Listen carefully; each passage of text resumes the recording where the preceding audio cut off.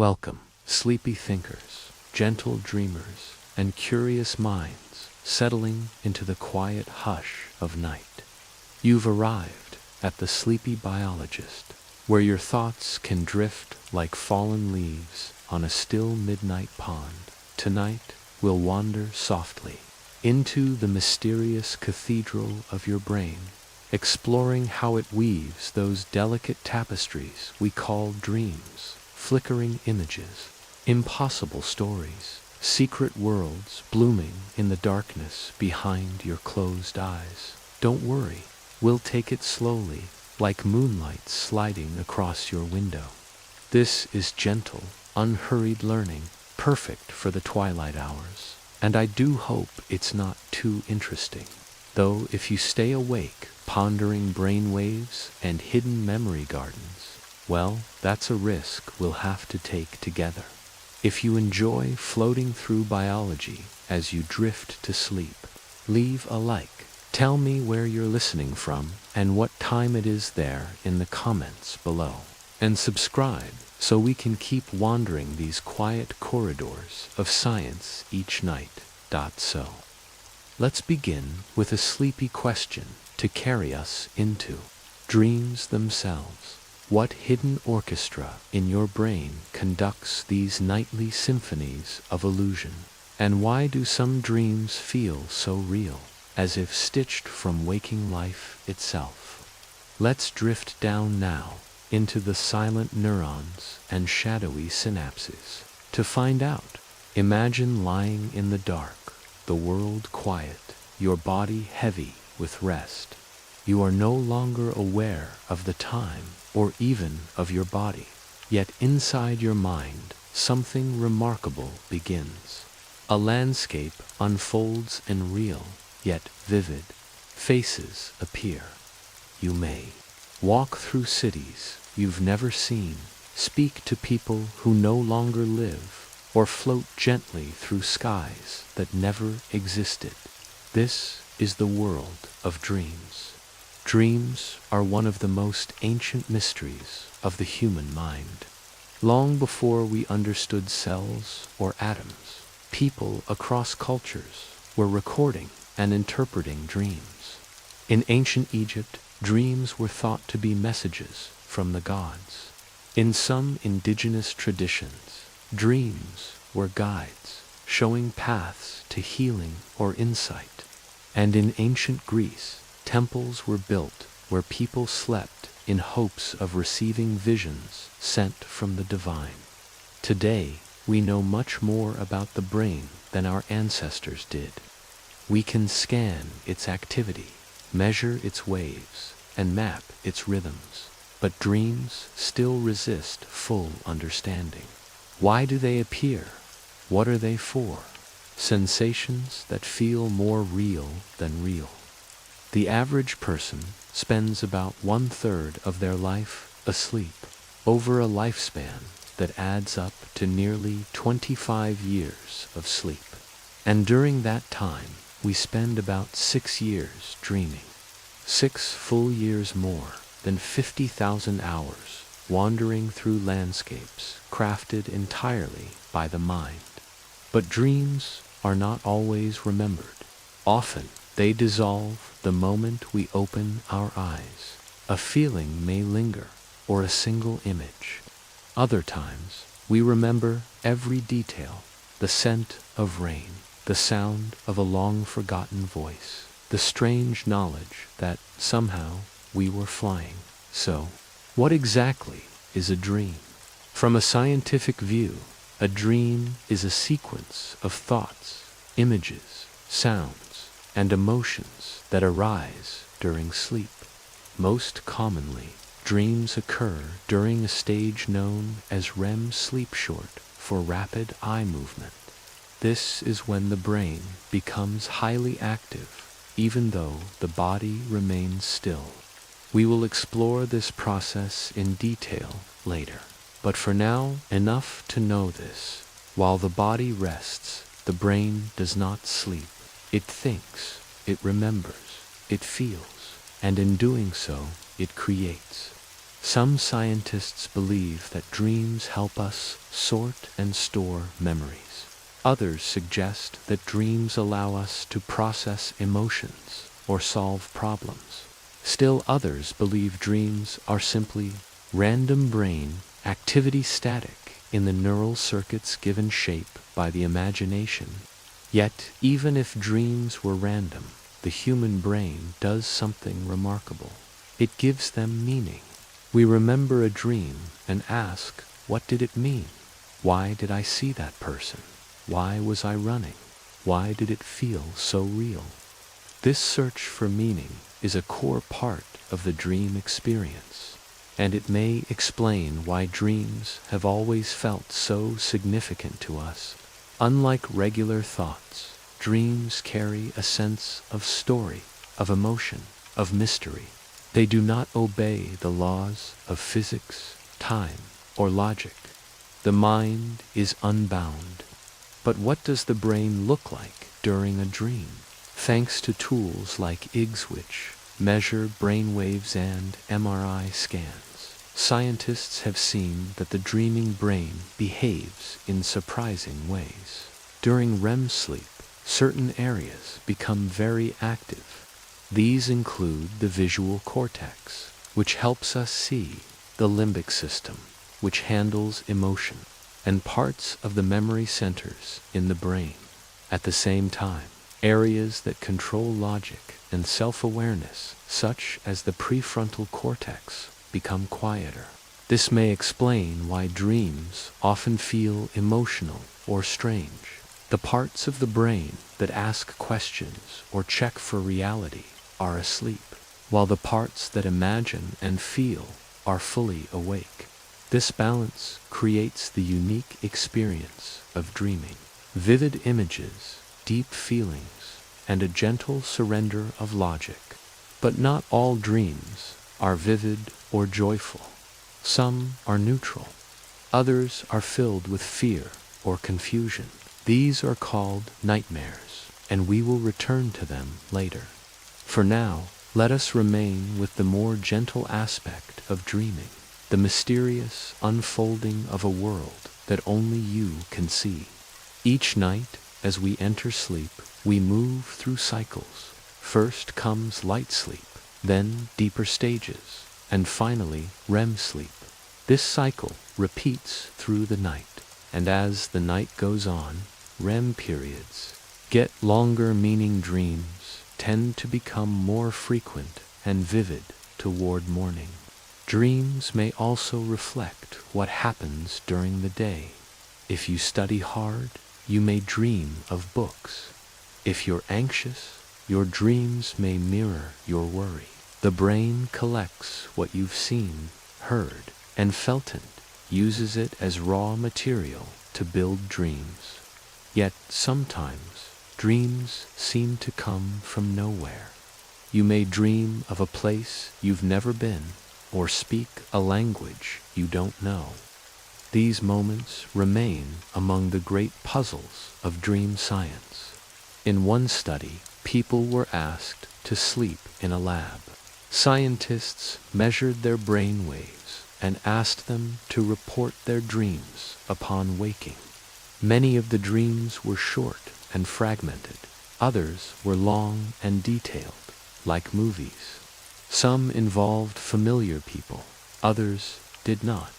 The most common themes included being chased, falling, flying, and talking to loved ones.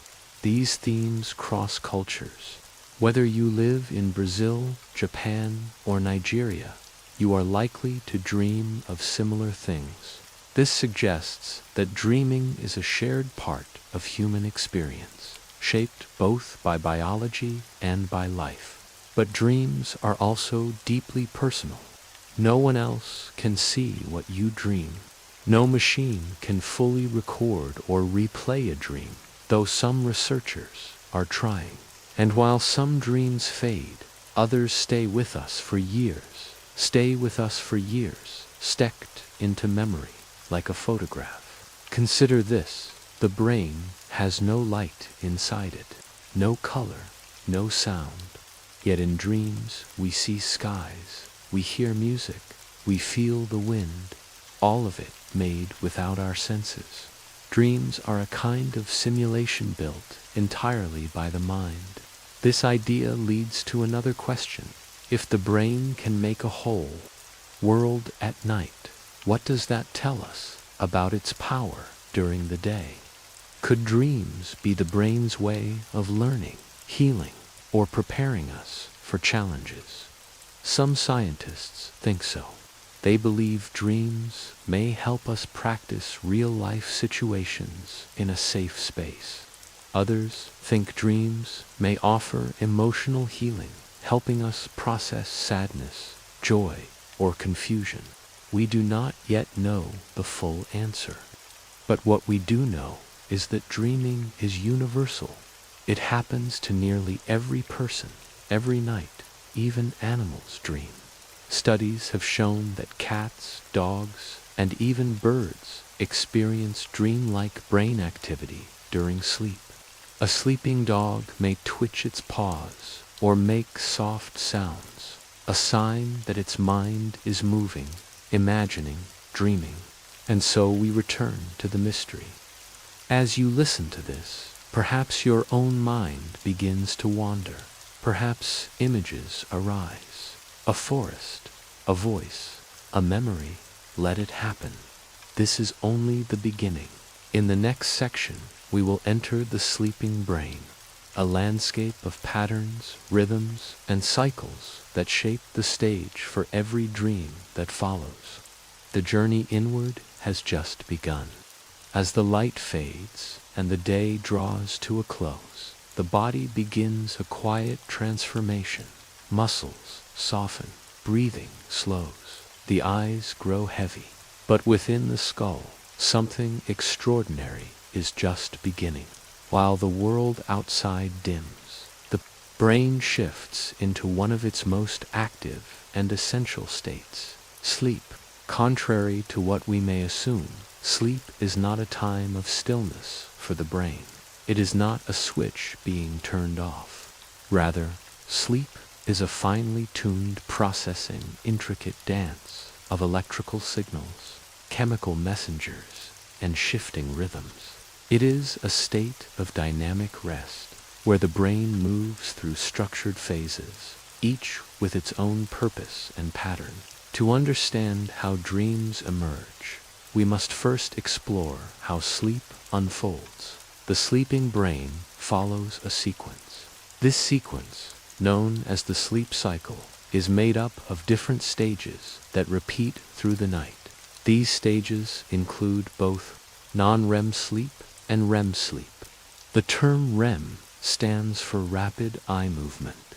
It is the phase of sleep where the eyes move quickly under closed eyelids and where most vivid dreams take place. But before the brain enters REM, it passes through several other stages essential to health, healing, and memory. Let us begin at the start of this journey.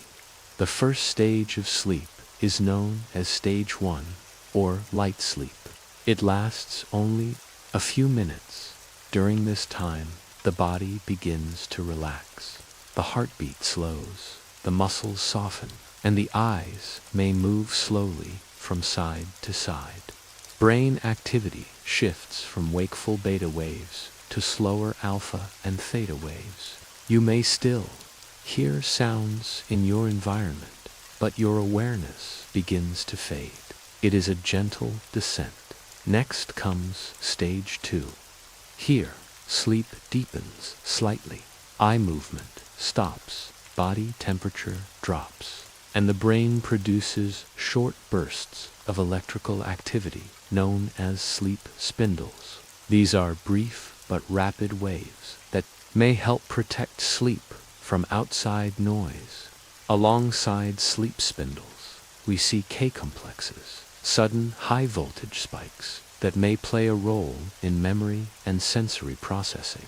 Stage 2 lasts longer than stage 1, and it marks the boundary between light and deep sleep. Most adults spend nearly half of their total sleep time in this stage. Following stage 2, we enter the slow, quiet rhythm of stage 3. This is sometimes called deep sleep or slow wave sleep.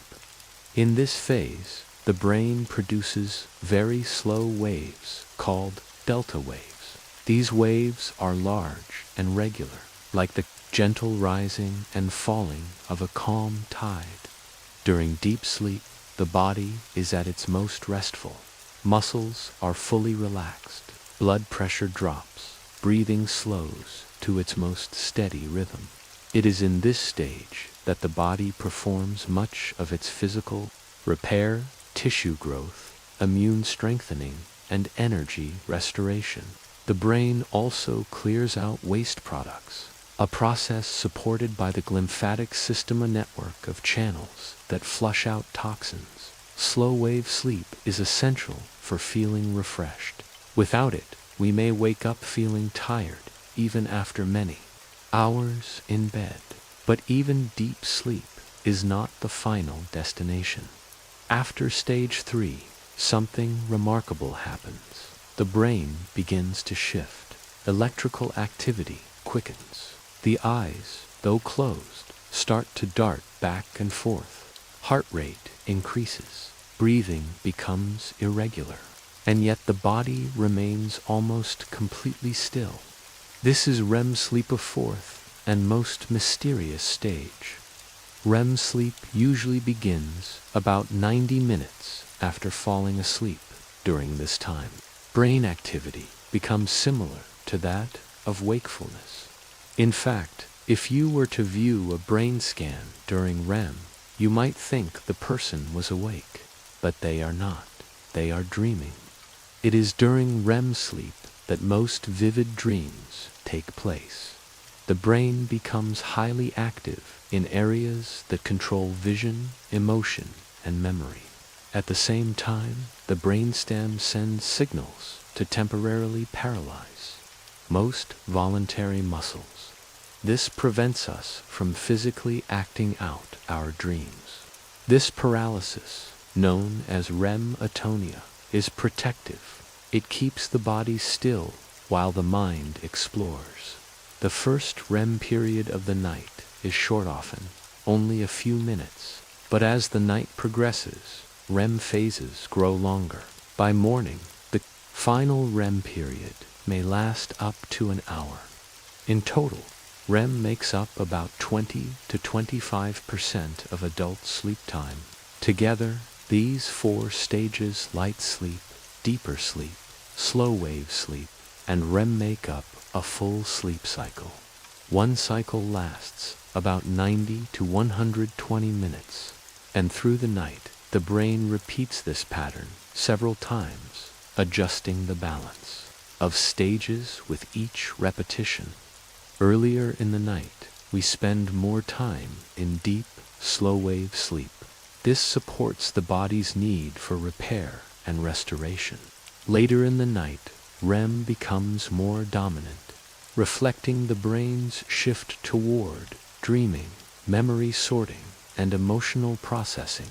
These stages are not random. They follow a rhythm, guided by internal clocks, chief among them the circadian rhythm.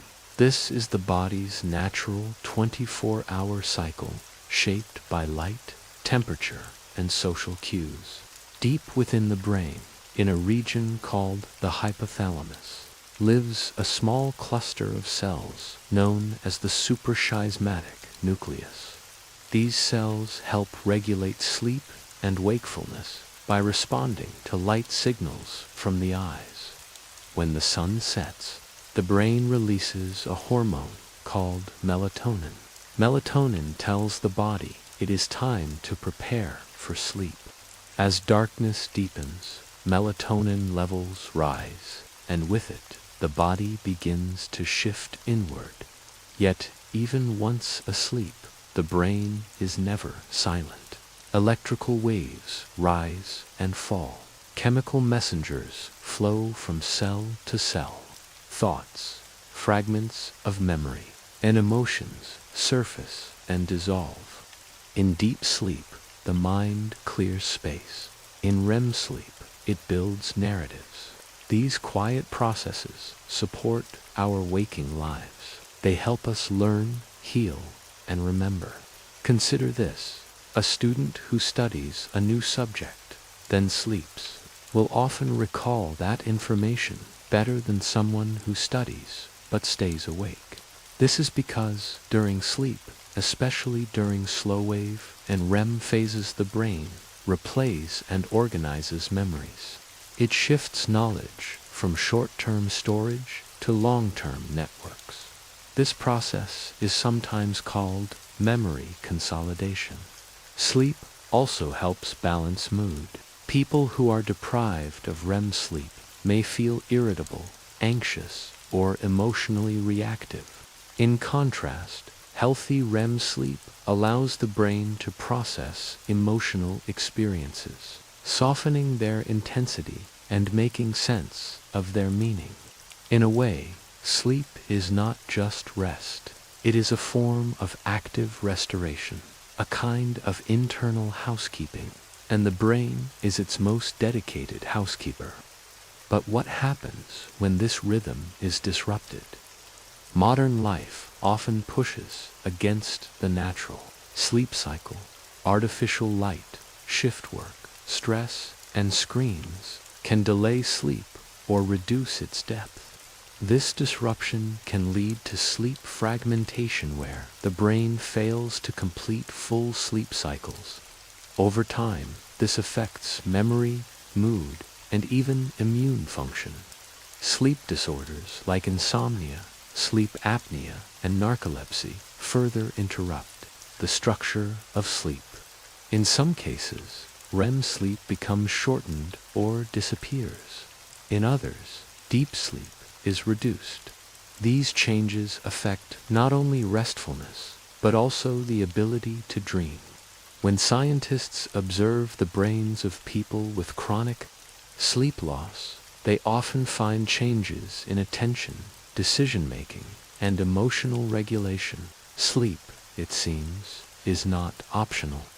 It is essential for the full functioning of both brain and body.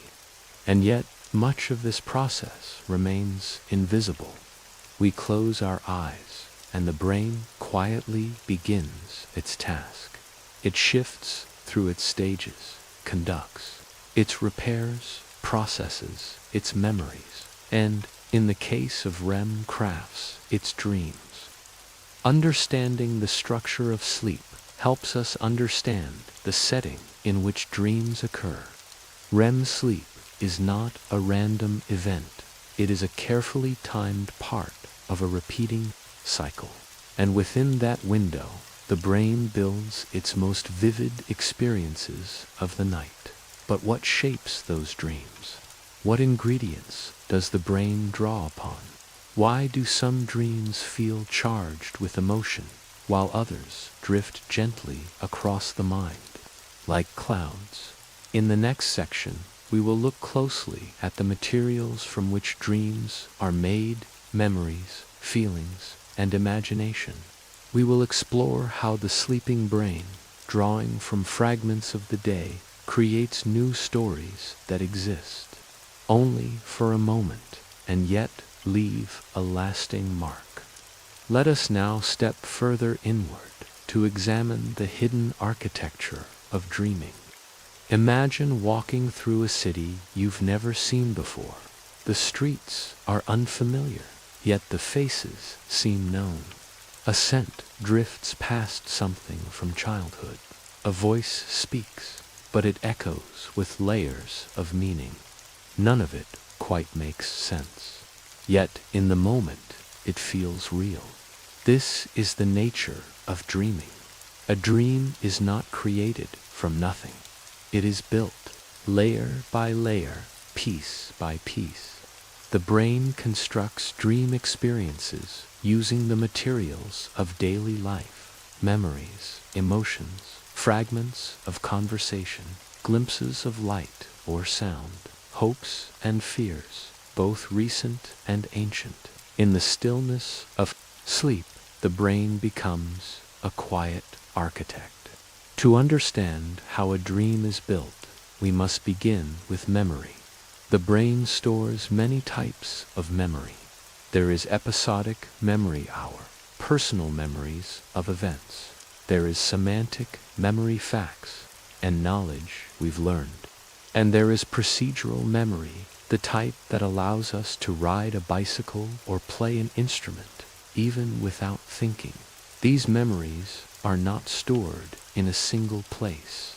Instead, they are distributed across the brain like threads in a vast web.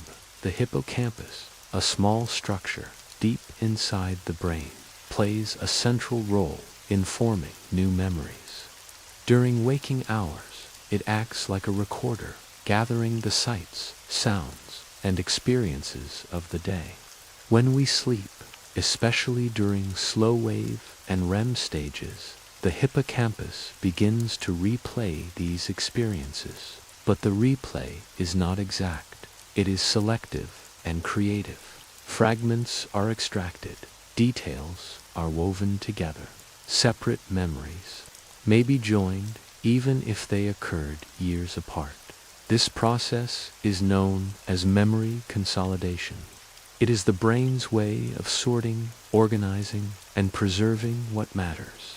And during this process, some memories may find their way into dreams. But dreams are not simple replays. They are not videos or photographs. They are more like collages, assembled from fragments, shaped by emotion and tinted by imagination. Emotions play a key role in dream construction. The brain's limbic system, which includes areas such as the amygdala and anterior cingulate cortex, becomes highly active during REM sleep.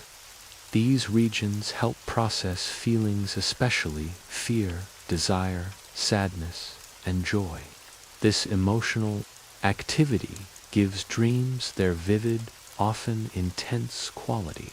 A dream may not follow logic, but it follows feeling. A conversation may turn into a storm. A memory may become a symbol. The emotional tone guides the dream's direction. One theory, called the emotional processing hypothesis, suggests that dreams help us manage and make sense of emotional experiences. In waking life, strong emotions may remain unresolved, but during sleep, the brain revisits them, softens their edges, and tries to find patterns. This may be why people sometimes dream of emotionally charged events, both recent and long past, a childhood memory, a lost friend, a moment of fear. These fragments resurface in symbolic or surreal forms. They are not literal replays, but expressions of the feelings beneath. Another part of the brain, the default mode network, also contributes. This network becomes active when the brain is at rest, especially during daydreaming or introspection. It is thought to support internal thought, imagination, and a sense of self. During sleep, especially REM, this network remains active, suggesting that dreams are deeply tied to the mind's inner dialogue. But dreams are not only made of memory and emotion, they also include elements of imagination. In waking life, imagination is the ability to combine old ideas in new ways. It allows us to create, invent, or picture things we've never seen. During dreams, this imaginative ability becomes untethered from logic. The boundaries of space and time dissolve. We might walk through a house that changes shape with every step. We might fly, speak new languages, or visit places that exist only in the mind. This imaginative quality of dreams is supported by reduced activity in the brain's prefrontal cortex, the area responsible for rational thinking, decision, and self-control. With this part of the brain less active, the dream becomes free to unfold without judgment. The impossible becomes natural. This freedom allows the dream to blend memory, emotion, and imagination into a unique experience. A familiar face might appear in an unfamiliar place. A past event might take on a new meaning. The dream world becomes a mirror, not of the day, but of the mind's deeper layers. Some researchers propose the continuity hypothesis, which suggests that dreams reflect concerns and thoughts from waking life. If you are studying for an exam, you might dream of classrooms or books. If you are preparing for a major change, your dreams might involve doors, roads, or transitions. The brain, always working, continues its reflection even as you sleep. Yet sometimes dreams surprise us. They include things we do not remember thinking about. They may carry symbols or scenes we do not fully understand. This has led to the idea that dreams may help with creative insight. In one study, people who slept after working on a problem were more likely to find a solution. The brain, in its dream state, may explore options we would not consider while awake. Historical examples support this idea. The German chemist August Crackle dreamed of a snake biting its tail end, awoke with the idea of the ring-shaped structure of the benzene molecule. The author Mary Shelley reportedly conceived scenes from Frankenstein in a vivid dream. Artists, inventors, and scientists alike have credited dreams with breakthroughs. The dreaming brain is not only emotional, it is also imaginative and problem-solving. Of course, not all dreams are meaningful. Some may simply reflect the brain's background activity. Random signals from the brain stem may stimulate visual and emotional areas, and the mind tries to make sense of the noise. This idea is known as the activations synthesis hypothesis. The theory suggests that the brain, receiving scattered input, creates a story to explain the signals, much like seeing shapes in clouds. But even if dreams arise from randomness, the brain imposes structure. The human mind is a storyteller. It seeks patterns. Even from chaos, it finds meaning. In this way, the dream becomes a kind of internal narrative, a symbolic world, a soft theater where memory, emotion, and imagination take the stage. Consider how a single dream might form. During sleep, the hippocampus replays a sound you heard, that morning bell outside your window. The limbic system recalls a feeling from yesterday, nervousness before a conversation. The visual cortex brings in an image from last week, a hallway you walked through quickly. The brain weaves them together. In the dream, you are walking down that hallway. A bell rings. You feel a sense of urgency, though you are unsure why. The pieces are not from the same moment, but the brain has crafted a coherent scene. Each night, the brain repeats this act. It selects, it arranges, it imagines, and in doing so, it offers not just rest, but reflection, not just noise, but story. This process is not unique to adults. Children dream as well, and their dreams tend to be simpler, at first reflecting basic emotions and experiences. As the brain matures, dreams grow more complex. This reflects changes in the brain's memory systems and emotional processing. Dream construction may also differ between individuals. Some people report vivid, colorful dreams with rich narratives.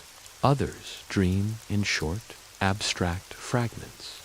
These differences may be shaped by genetics, personality, and daily life. Culture, too, plays a role. What we remember, what we value, and how we interpret dreams can differ widely across societies. But the basic building blocks remain the same: memory, emotion, imagination. The dream is a private creation, yet built from universal tools. And so, when we ask how a dream is made, we are really asking how the brain organizes experience, how it reflects, processes, and explores. The dream is not an accident. It is a byproduct of the brain's deep need to understand. As you rest tonight, your own brain will gather what it has learned. It will sift through moments, feelings, and scattered thoughts. And from these, it may build a scene that lives only in the night. In the next section, we will look more closely at REM sleep, the unique phase where dreaming becomes most vivid. We will explore how the eyes move, how the brain fires, and why this state is so essential to both memory and imagination. The world of dreams is just beginning to reveal itself. Consider this: while your body lies still in bed, your brain lights up with activity, nearly as busy as when you are awake. Behind your closed eyelids, your eyes dart back and forth. Your heart beats a little faster. Your breathing becomes irregular. And somewhere within the folds of your mind, dreams begin to unfold. This state is known as REM sleep, short for rapid eye movement. It is one of the most intriguing and important stages of sleep, and the one most closely tied to dreaming. To understand the science of REM, we must first revisit how the sleep cycle works. Throughout the night, the body moves through several repeating sleep stages. These stages make up cycles, each lasting about 90 to 120 minutes. The early stages include light sleep and deep, slow-wave sleep, but then, usually 60 to 90 minutes after sleep begins, a dramatic shift occurs. The brain enters REM. During REM sleep, the brain's electrical activity becomes faster and more irregular. If recorded on an EEG device that measures brain waves, it would look surprisingly similar to the pattern seen in someone who is awake. This is why REM sleep is sometimes called paradoxical sleep. The brain appears active. It is vivid and alive, while the muscles of the body remain still. It is a paradox of motion and stillness. Let us begin with the most visible feature of REM, the movement of the eyes. Behind the eyelids, the eyes move rapidly, almost as if they are watching something. These movements are not random. Some researchers believe they may be linked to visual events within the dream, like scanning a scene or following a character's movement. Others suggest they may help regulate certain parts of the brain. The exact reason remains unclear, but the eye movements are a reliable sign that REM has begun. Meanwhile, deep in the brainstem, an area called the pons plays a key role in starting and regulating REM sleep. The pons send signals to other parts of the brain, triggering the changes that define this stage. These signals activate areas involved in memory, emotion, and sensory processing. One of these areas is the amygdala, a small structure involved in processing strong emotions like fear and excitement. Another is the hippocampus, a center for memory formation. Both of these regions become highly active during REM. So do the visual centers in the occipital lobe, back part of the brain, responsible for processing sight. As these regions activate, they create a vivid internal world. The dream takes shape.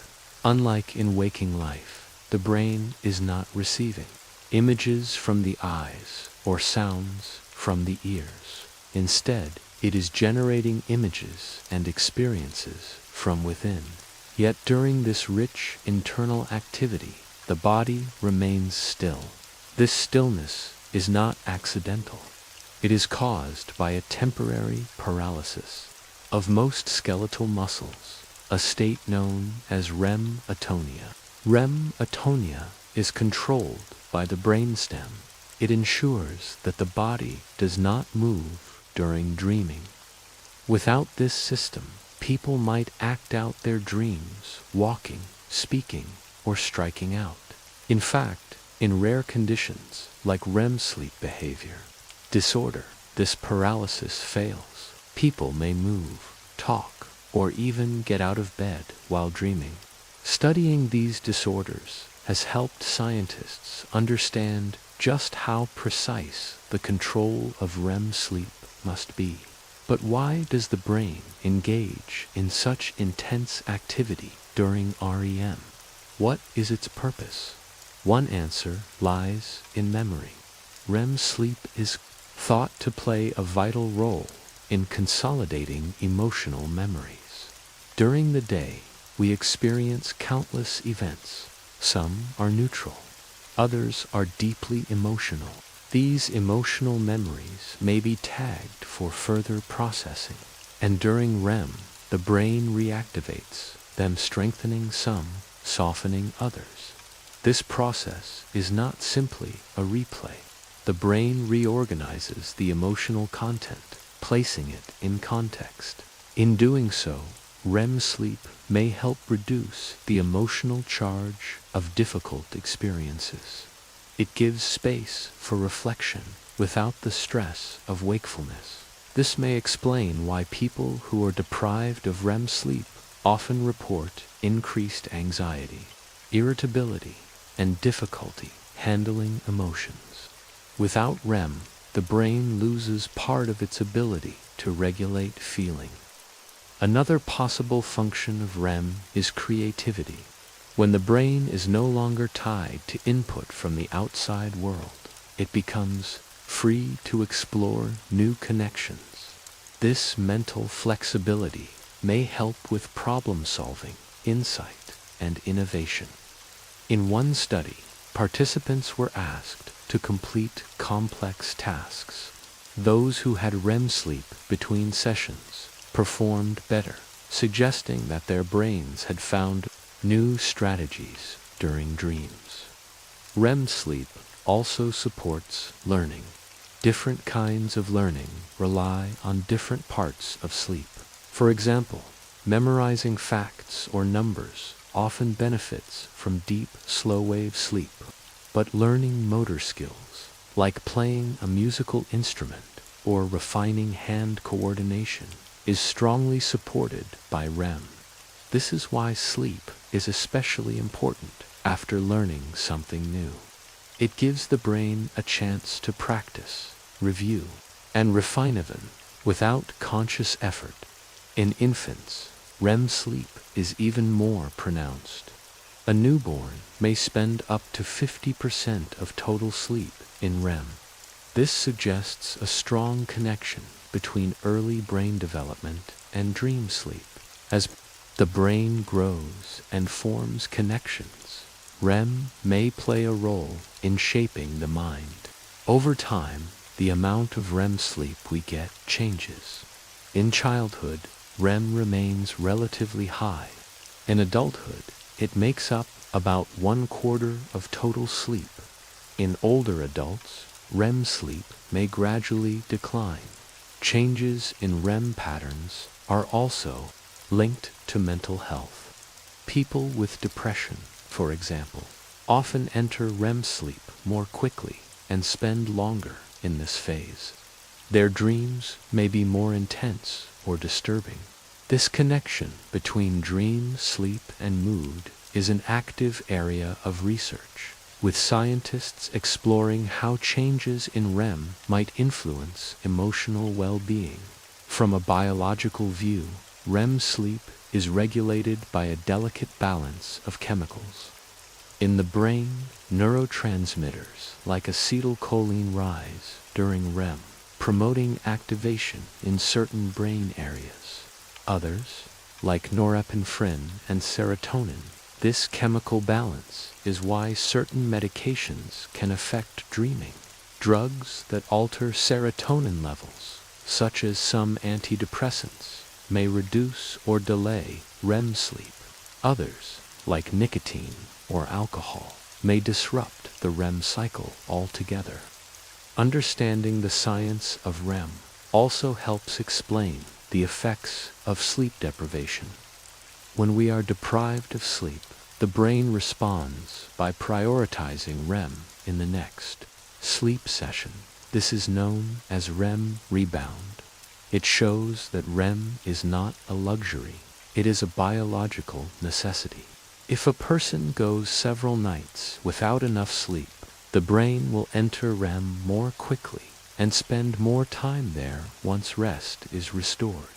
This rebound effect often leads to vivid, intense dreams. The brain, having waited, seems eager to resume its nighttime work.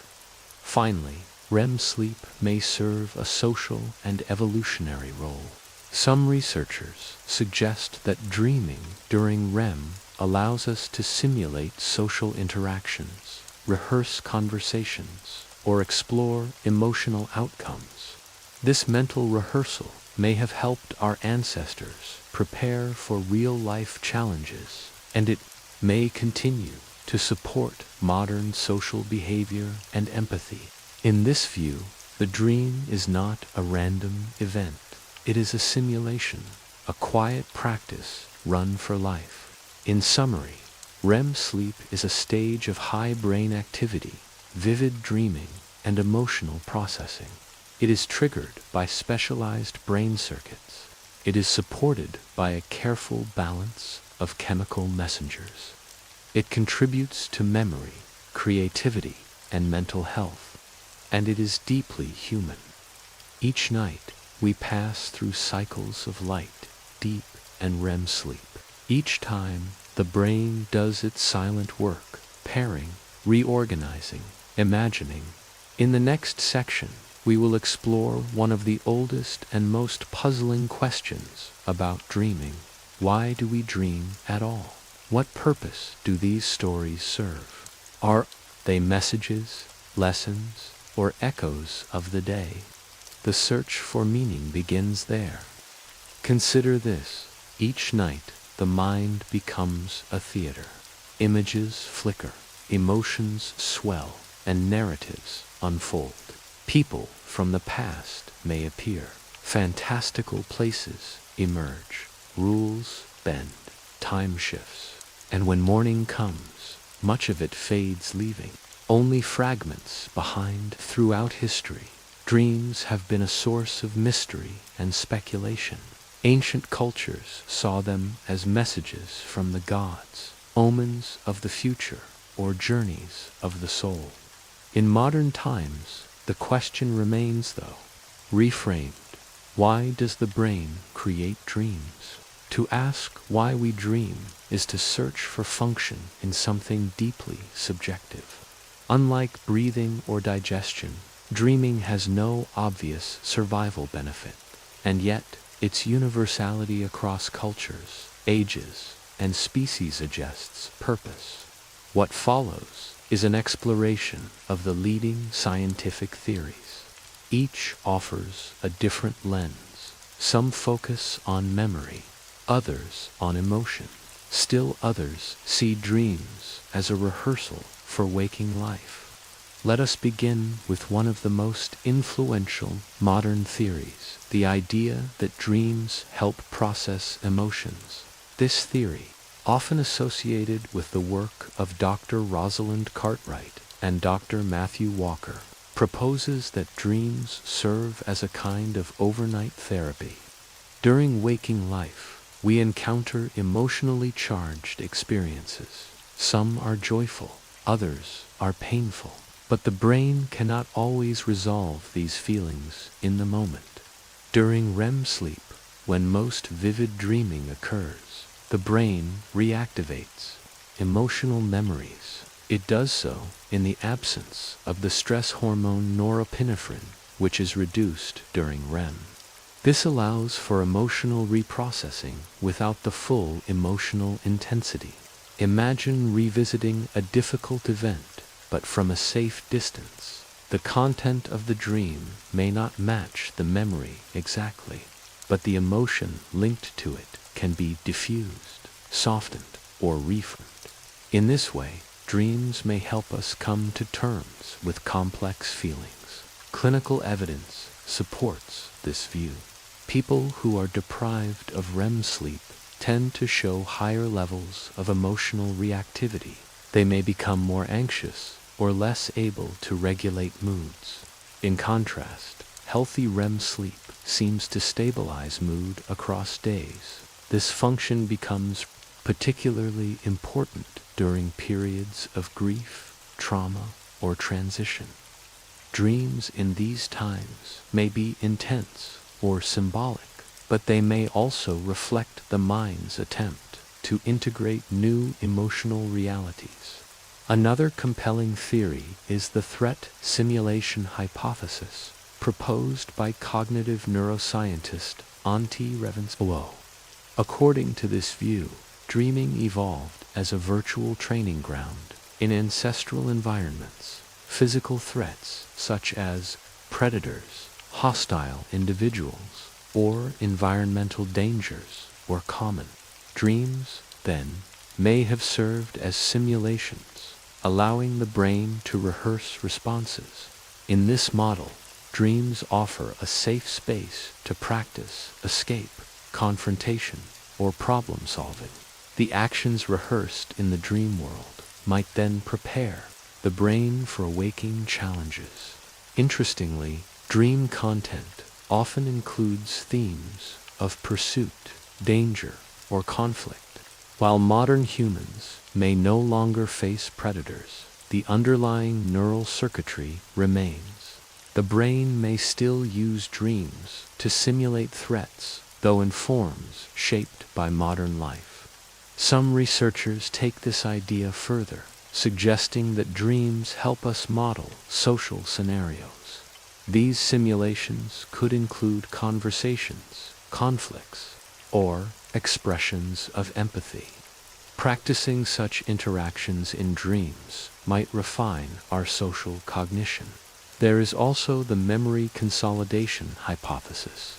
This theory focuses on how the brain strengthens and integrates new memories. Throughout the day, the brain takes in vast amounts of information, facts, impressions, movements, and emotional cues. But storage is selective. Not every experience becomes a lasting memory. During sleep, especially during slow wave and REM phases, the brain reactivates and reorganizes memory traces. Dreams may reflect this process, pulling together pieces from different times and sources. The dream is not a simple replay. It is a reconstruction. In this view, the strange juxtapositions within dreams, such as seeing a childhood friend in a current setting, may reflect the brain linking related memories. These connections may not be logical in waking terms, but they may serve the brain's need to integrate and make sense of new knowledge. Some studies support this. People who study or rehearse a skill before sleep often show performance improvements the next day. Dream content can include fragments of the task, especially when it is emotionally or cognitively engaging. In one experiment, participants learned to navigate a virtual maze. Those who dreamed about the maze during sleep performed significantly better later, suggesting that dreaming itself contributed to memory refinement. From here, we encounter another theory, dreaming as cognitive housekeeping. This idea, rooted in the work of Francis Crick and Graham Mitchison, proposes that dreams help the brain remove unneeded associations. Just as a computer deletes temporary files, the dreaming brain may clear clutter from memory networks. In this model, dream content may be noisy or random not because it is meaningless, but because it reflects the brain's sorting process. By simulating multiple pathways, the brain may decide which connections to strengthen and which to erase. Yet another theory is rooted in creativity and problem solving. The incubation model suggests that the relaxed, unconstrained nature of dreams fosters novel ideas. Freed from the strict logic of waking consciousness, the dreaming brain may explore unexpected combinations. Indeed, history is full of examples where dreams seemed to offer insight. The chemist August Kekulo described dreaming of a snake biting its own tail, leading to his discovery of the ring structure of benzene. Artists, writers, and mathematicians have reported similar moments of dream-born clarity. Modern neuroscience offers partial support. During REM sleep activity in the prefrontal cortex, the part responsible for logical reasoning is reduced. At the same time, associative and emotional centers become more active.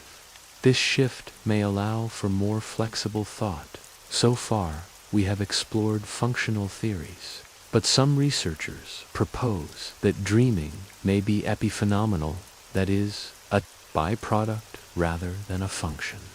According to this view, dreams are not themselves adaptive. Instead, they result from other processes that are. For example, REM sleep may support memory and emotion, while dreams are simply a reflection of that activity. Like steam from a train engine, they are visible, but not essential to movement. This position remains debated. Some scientists argue that if dreams were truly useless, evolution would have filtered them out. Others counter that not all byproducts are harmful and some may become meaningful over time, even if they began as incidental. Finally, there is the continuity hypothesis. This theory suggests that dream content reflects waking concerns, goals, and experiences. In this view, dreaming is continuous with thought. The form is altered, but the themes remain. For example, someone preparing for an exam may dream of being unprepared. Someone in a new relationship may dream of past partners. The dream, though strange, remains anchored in waking life. This theory aligns with observations that people who experience major life events often dream about them. The dreams may not be exact replays, but they reveal the emotional and cognitive impact of waking experiences. Taken together, these theories are not mutually exclusive. The brain is a complex system, and dreaming may serve multiple overlapping functions. It may process emotions, consolidate memories, simulate threats, foster creativity, rehearse social life, or reflect the mind's ongoing concerns. In clinical settings, dreams can also provide insight into mental health. Changes in dream frequency, intensity, or content may reflect stress, trauma, or neurological changes. For example, in post-traumatic stress disorder, dreams may become repetitive, vivid, and emotionally intense, often reliving the trauma. In depression, dreams may contain themes of loss or helplessness. In certain types of brain injury, dreaming may be disrupted or altered. Dream research has practical implications, too. Therapies, such as image rehearsal therapy, use dreams to help treat nightmares. Lucid dreaming, when the dreamer becomes aware of dreaming, has been explored as a tool for psychological exploration and creative insight. Despite this progress, many questions remain. Why do dreams feel so real, even when they are illogical? Why do some people rarely remember dreams, while others recall them vividly. What explains recurring dreams or common symbols? Science continues to search. What is clear, however, is that dreaming is a universal experience, one shared across cultures, languages, and time. Each night, as the body rests, the mind continues. It reflects, it wanders, it remembers, it imagines, and perhaps, in these quiet journeys, we find meaning, if not in the dream itself, then in what it reveals about the dreaming mind. Not all dreams are calm or comforting. While many serve to restore, integrate, or entertain, some plunge the mind into a world of confusion, fear, or helplessness. These are nightmares, vivid and often disturbing dreams that leave a powerful, emotional imprint upon waking. Nightmares may seem like exceptions to the dreaming experience, but in truth, they are deeply woven into the human experience. From early childhood to adulthood, across cultures and continents, people have described dreams that evoke terror, grief, or anxiety. Though most are brief and soon forgotten, others persist, returning night after night. To understand nightmares is to explore the brain in distress. Why do certain dreams turn dark? What causes them? And how does the brain respond when the dream becomes a threat? Let us begin with their definition. A nightmare is a type of dream characterized by intense negative emotions, typically fear, anxiety, sadness, or disgust. Unlike general bad dreams, nightmares tend to awaken the sleeper, often with a sense of unease that lingers. They typically occur during REM sleep, when dreaming is most vivid and when the brain is highly active. Nightmares are most common in childhood. For many, they peak between the ages of 3 and 7, as the young brain begins to process social challenges, new fears, and the expanding awareness of vulnerability. Over time, for most individuals, nightmares become less frequent, but for some, they persist or even worsen in adulthood.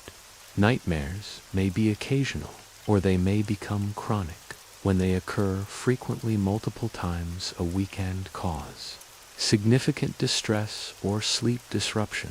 The condition may be diagnosed as nightmare disorder. What causes nightmares? Multiple factors converge. Among the most studied is stress. When the body and brain are under strain, whether from psychological tension, physical illness, or environmental disruption, dreams may reflect that turmoil. Acute stress, such as after a major life event, often increases nightmare frequency. Sleep studies show that individuals going through divorce, job loss, or intense academic pressure may experience more negative dreams. The content varies, but the emotional tone often mirrors waking concerns. Trauma, too, plays a central role. For those who have experienced events involving violence, threat, or overwhelming fear, nightmares may become a hallmark of post-traumatic stress. In such cases, the brain appears to replay elements of the trauma, sometimes in near verbatim detail, sometimes symbolically. These are not simply bad dreams. They are echoes of real-life horror, encoded in the neural circuits of memory and emotion. This leads us to the amygdala, a small almond-shaped structure deep in the temporal lobe. The amygdala is central to emotional processing, especially fear. In nightmares, functional imaging studies often show increased amygdala activation, suggesting that these dreams are accompanied by intense emotional signaling. At the same time, the prefrontal cortex, responsible for logic, decision-making, and emotional regulation, tends to show reduced activity during REM sleep. This imbalance may contribute to the emotional intensity and lack of control felt during nightmares. Another region of interest is the hippocampus, which helps form and consolidate memories. In trauma-related nightmares, the hippocampus may attempt to contextualize the traumatic memory, but under the unique chemical and electrical environment of sleep, this integration may fail. The result is a looping, emotionally charged reenactment that does not resolve. Nightmares are also shaped by neurotransmitters. For example, low levels of norepinephrine during REM sleep help create a relatively safe space for emotional processing. However, in people with post-traumatic stress, this regulation may be impaired. Norepinephrine levels may remain elevated, leading to hyperarousal and heightened emotional reactivity within dreams. Illness can also play a role. High fevers, infections, and some neurological conditions can provoke disturbing dreams. This phenomenon, sometimes called fever dreams, is thought to result from altered thermoregulation and brain chemistry. These dreams may be fragmented, vivid, or surreal, reflecting the disorganized state of the brain under physiological stress. Substances to influence nightmare frequency. Withdrawal from alcohol, sedatives, or certain medications can lead to a rebound in REM sleep, a phenomenon called REM rebound. With more intense and prolonged REM cycles, dreams may become more vivid and nightmares may occur. Some antidepressants, especially selective serotonin reuptake inhibitors (SSRIs), can also alter dreaming patterns, though effects vary widely among individuals. Genetics may influence susceptibility to nightmares as well.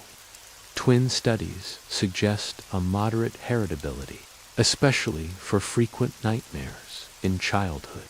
However, environment and life experiences remain dominant influences. Cultural beliefs shape how nightmares are perceived. In some societies, nightmares are believed to be spiritual visitations or omens. Others see them as reflections of inner imbalance or guilt. These interpretations influence how individuals process and react to the experience of dreaming.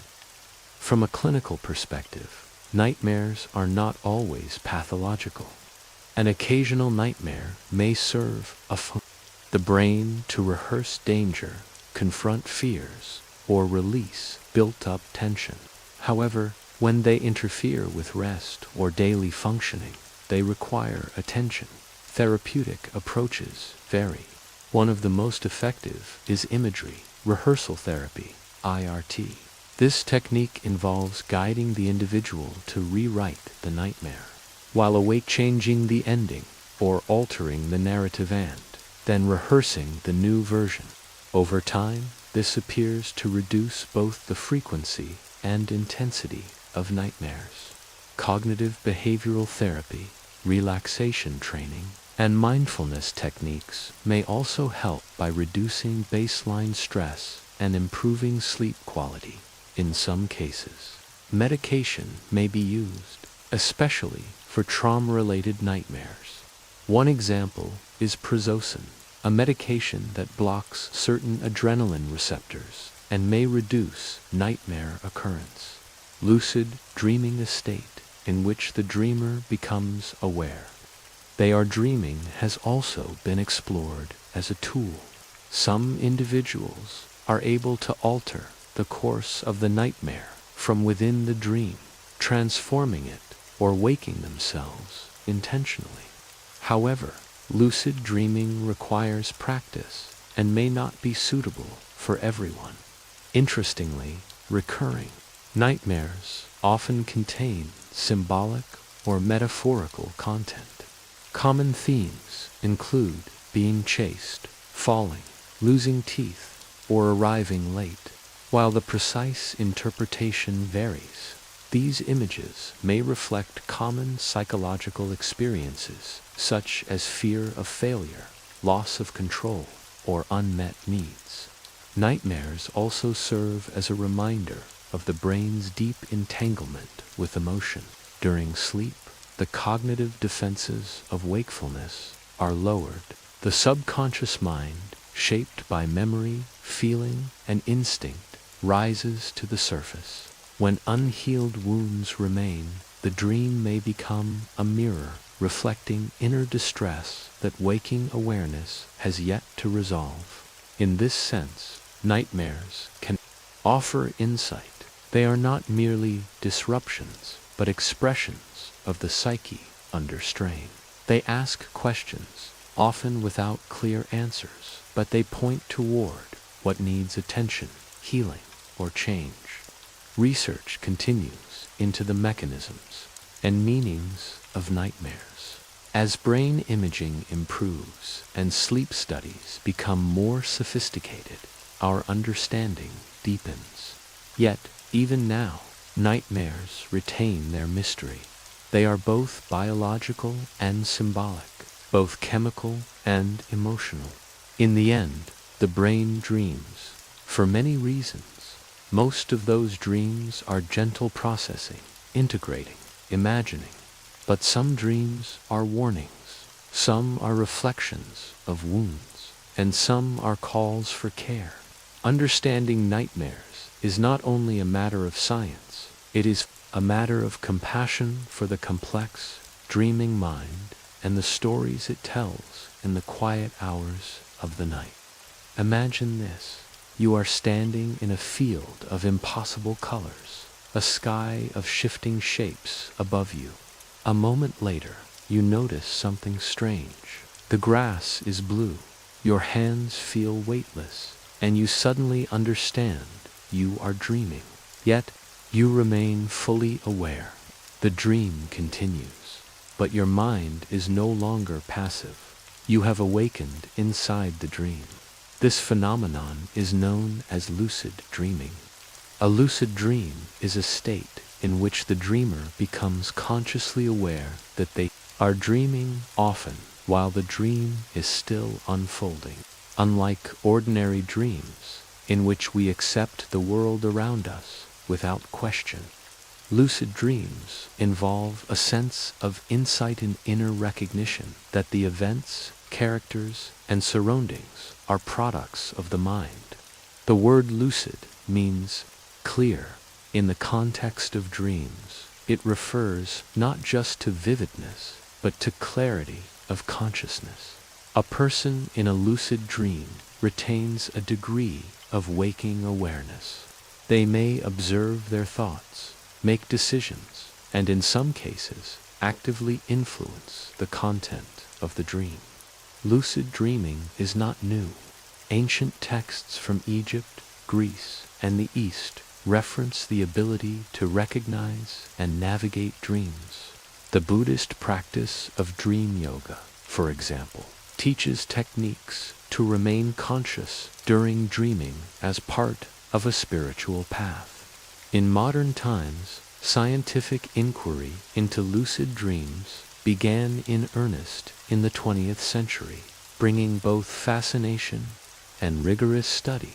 How does lucid dreaming occur? To understand, we must return to the brain during REM sleep. This is the phase when most vivid dreams occur, and when brain activity becomes highly dynamic. In typical REM sleep, the brain is active in sensory and emotional regions, such as the occipital lobe and limbic system, while the prefrontal cortex responsible for logic and self-awareness remains relatively quiet. But in a lucid dream, something unusual happens. Studies using functional magnetic resonance imaging, or fMRI, have shown that during lucid dreaming, parts of the prefrontal cortex show increased activation.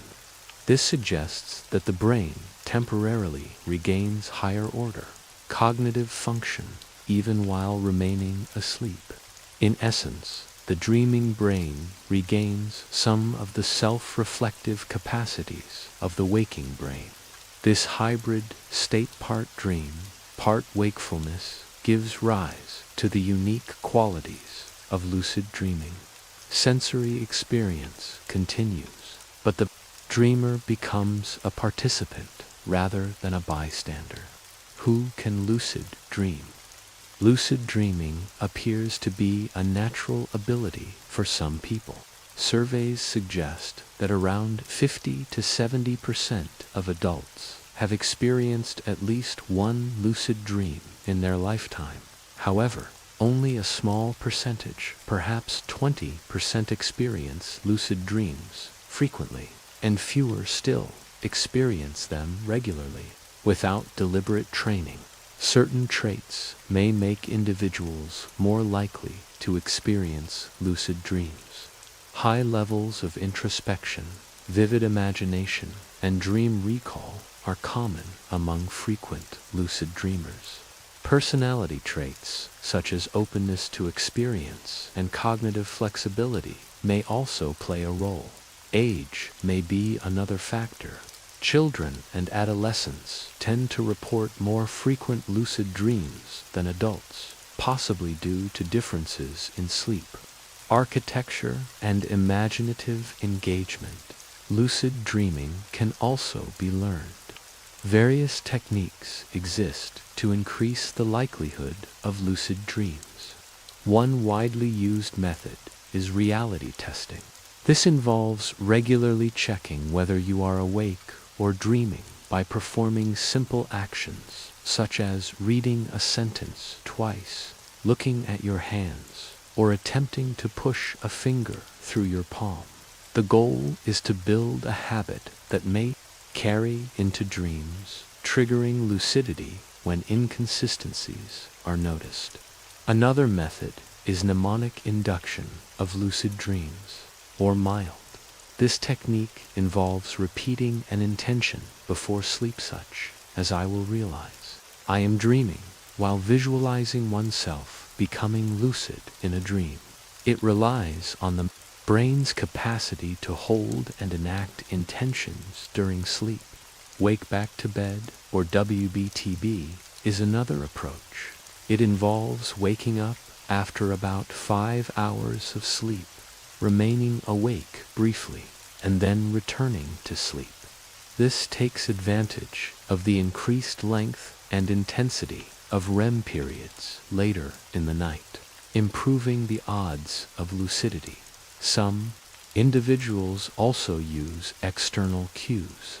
Light or sound signals delivered during REM sleep can be incorporated into dreams, acting as reminders to become lucid. These cues are often delivered through wearable devices, though results vary. Once lucidity is achieved, a new question arises. Can the dream be controlled?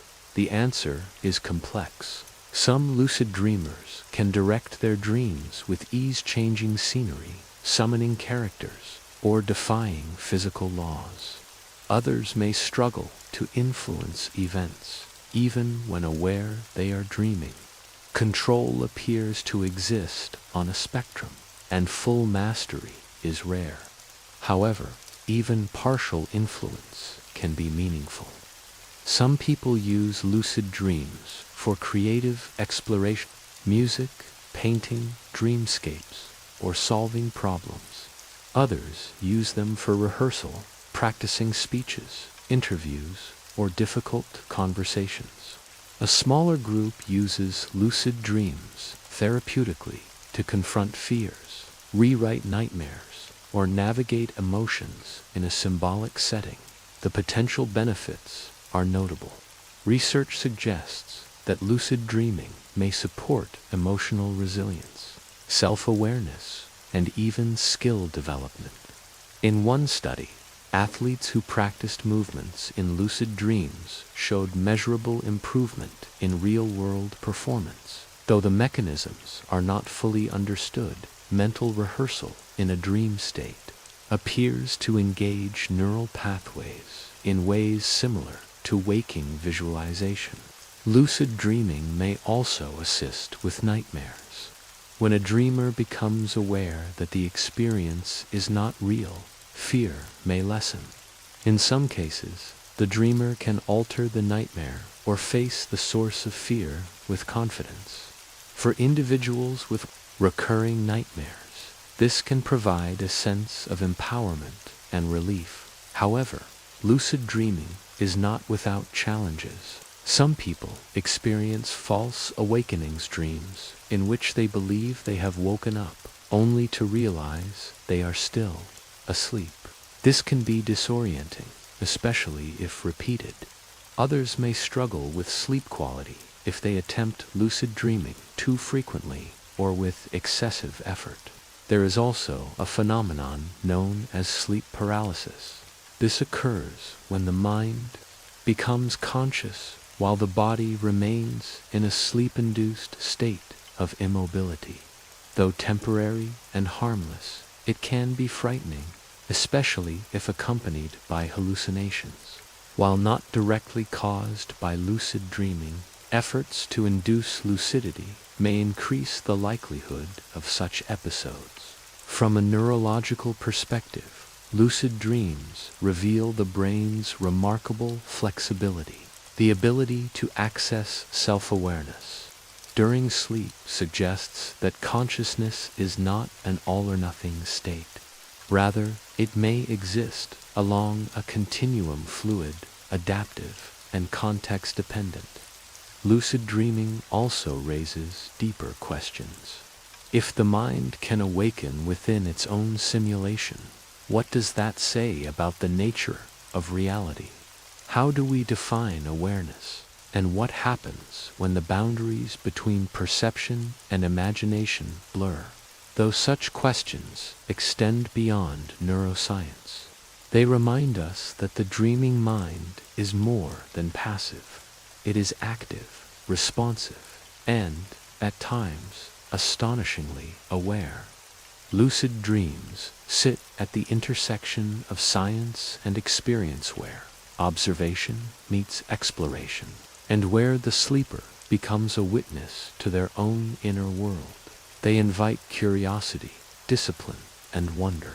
Whether rare occurrences or carefully cultivated experiences, lucid dreams offer a glimpse into consciousness itself, not merely as it functions in waking life, but as it unfolds in the mysterious hours of sleep, when the body rests and the mind learns, remembers, creates, and sometimes awakens. Imagine lying in a quiet labroom. Soft lights dim. Wires rest gently on your scalp. A cap holding electrodes in place. A device records the whispers of your sleeping brain. This is not science fiction. It is dream science in action. In laboratories around the world, scientists study dreaming using tools like electroencephalography or EEG. This method measures brain waves during sleep. Participants often sleep in a controlled environment. Technicians monitor electrical rhythms reflecting each sleep stage. These rhythms reveal when REM happens, when dreaming is most likely. One landmark experiment was conducted by Dr. Eugene Oserinsky and Dr. Nathaniel Kleitman in the early 1950s. They placed electrodes on subjects' scalps and eye muscles. One night, a subject's eyes suddenly darted behind closed lids. When awoken, the person reported vivid dreams. This was the first time scientists linked REM to dreaming. It was a foundational moment in sleep science. Since then, many labs have refined these methods. Scientists now combine EEG with functional imaging such as fMRI. In these studies, participants sleep inside an MRI scanner. The scanner tracks changes in blood flow, reflecting brain activity. Researchers can then correlate this activity with dream reports made immediately after waking. This has allowed mapping of brain networks that light up during dreams. One striking example comes from a study at the University of Wisconsin. Scientists awakened participants during REM and non-REM sleep. Dream content was quantified using questionnaires. The result: dreams during REM are more visual and emotional. Non-REM dreams tend to be thought-like or logical. This supports earlier models that distinguish REM as the dream stage of imagery and feeling. Another surprising experiment involved targeted dream incorporation. In one study, researchers used odors. Subjects were shown images paired with a rose scent. Later, while sleeping during slow-wave sleep, the same scent was presented. Upon waking, subjects recalled more of the image. This suggests that sensory cues can reactivate associated memories during sleep. It hints at the potential for influencing dream content in subtle ways. Dream diaries have also contributed to scientific insight. Participants record dreams upon waking using apps or paper journals. Over months, large datasets emerge. Researchers can analyze patterns across individuals and cultures.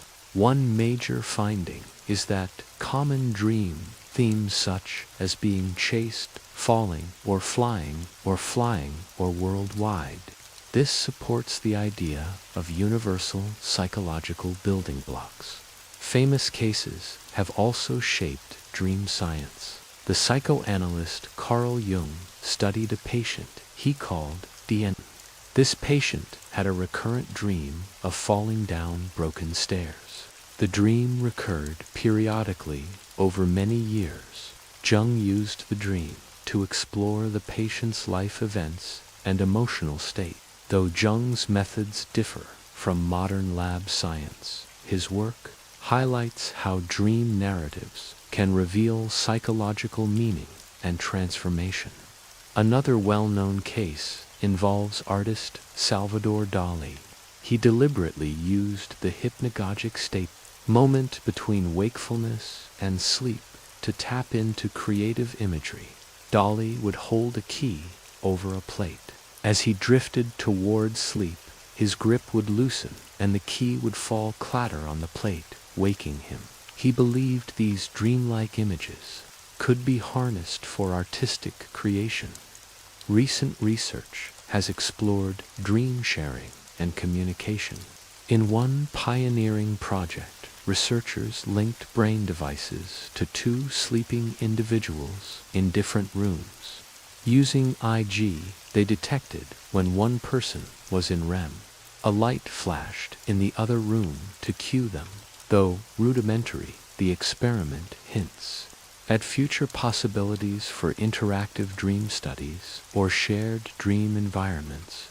Dream science has also explored clinical applications. A study from Stanford examined nightmare treatment in trauma survivors. By combining EEG monitoring with psychotherapy, participants recorded their nightmares. Then, in waking hours, they rewrote the end of their dreams.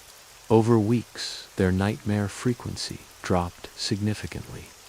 EEG data showed reduced arousal during REM. This suggests that combining brain monitoring with narrative therapy can help heal emotionally charged dreams. Another practical application involves motor skill improvement. In a study, volunteers learned a complex finger-tapping sequence. They then napped while wearing head caps. EEG and motion sensors confirmed that participants entered microdreams. Those who reported dreaming about the task improved performance afterward. This provides evidence that even brief sleep can aid learning via integration of dream replay. Electronically guiding dreamers also shows promise. Researchers at MIT have experimented with mild transcranial stimulation. During REM, they apply low current to the frontal lobes. The result? A higher frequency of lucid dreams. Participants reported greater clarity and memory of dream experiences. Though these studies are early, they reveal the potential to influence dream awareness with safe technology. In one interview, study engineers from various countries described how dream labs differ across cultures. In Japan, technicians use sound cues, like the sound of flowing water, to gently mark REM. In Europe, labs often use tactile vibration. Though methods vary, the goal remains the same. Study the dreaming brain as it creates worlds unseen. Travelers in remote regions have also contributed to our understanding. Anthropologists have recorded dream stories from indigenous communities in Brazil, Australia, and North America. These reports often include powerful spirit visions, ceremonies, and symbolic journeys, while Western labs focus on electrical patterns. Indigenous dream researchers highlight the experiential and communal dimension of dreaming. Together, they remind us that science and culture can both enrich understanding. Each of these stories shows different pieces of the broader puzzle.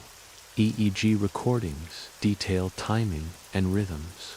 fMRI images reveal the networks that flicker during dreams. Dream diaries show the themes that thread through our psyches. Clinical trials suggest that dreams can be influenced and improved with careful technique.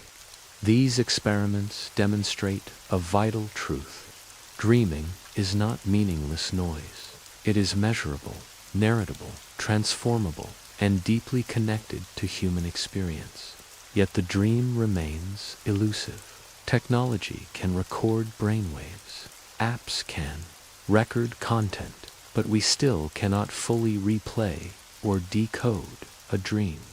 The subjective richness of dreaming resists full capture, even as science draws closer. As you reflect on these stories, imagine what it would be like to fall asleep under observation, to awaken and share your dream moments for the sake of knowledge. Each participant offers a glimpse into the architecture of sleep, and so dream science remains a frontier, a place where biology meets mystery, where electrodes touch the scalp, but the soul of the dream remains private, yet shared. In the next section, we will shift from the laboratory into daily life. We will explore the role that dreaming plays in healing, growth, and survival. How does the dreaming mind aid memory, problem-solving, and even physical recovery? The story continues. Consider this: while you sleep, your mind may be learning. It may be rehearsing, healing, and preparing. Dreams are not merely fragments of imagination. They serve deeper roles in survival, growth, and repair. At its core, dreaming is woven into the fabric of essential brain functions: memory, emotion, regulation, problem-solving, and even physical recovery converge within the dream state. We will explore how dreams support each of these vital processes. Memory consolidation. Imagine studying for an exam. The facts, formulas, and concepts swirl through your mind. Then you sleep. During slow-wave sleep and REM, the brain replays learned information. This reactivation strengthens connections between neurons. In doing so, it transfers data from short-term storage in the hippocampus to long-term storage in the cortex. Studies show that people who sleep after learning retain more and forget less. Dream fragments often reflect this process. They bring to the surface elements of what was studied. Though altered, the underlying memory is being reinforced. Emotional healing. Emotions are powerful. When intense feelings remain unresolved, the mind awake or asleep cannot let go. REM sleep allows emotional memories to be processed in a calmer state. Stress hormones, such as norepinephrine, remain low during REM. This chemical environment enables emotional reactivation without full emotional charge. Over time, this process reduces emotional intensity and promotes resilience. People with PTSD often experience nightmares instead of peaceful dreams. Their REM processing becomes hyperactive, repeating traumatic events without resolution. Therapies, such as imagery rehearsal therapy, aim to rewrite these dreams, guiding the brain toward healing, problem-solving, and creativity. Do dreams solve problems? Yes, in surprising ways. The dreaming brain is free from waking constraints.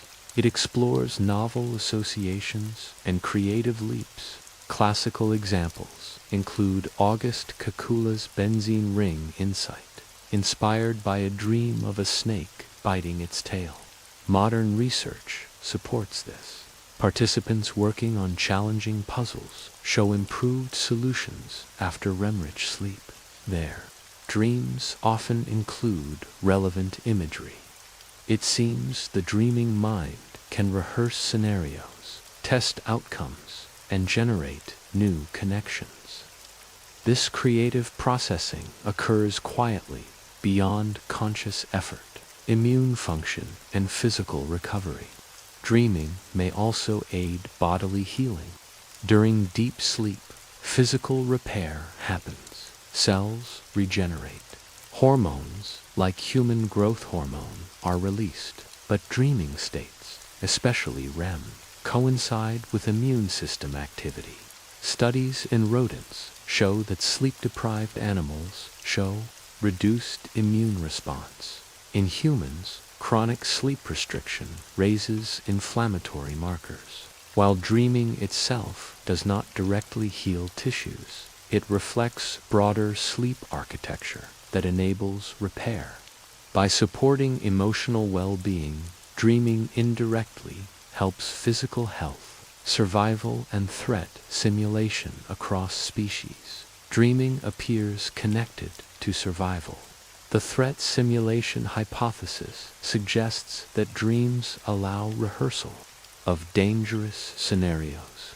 In dreams, our ancestors may have practiced fleeing predators, confronting danger, and refining survival strategies.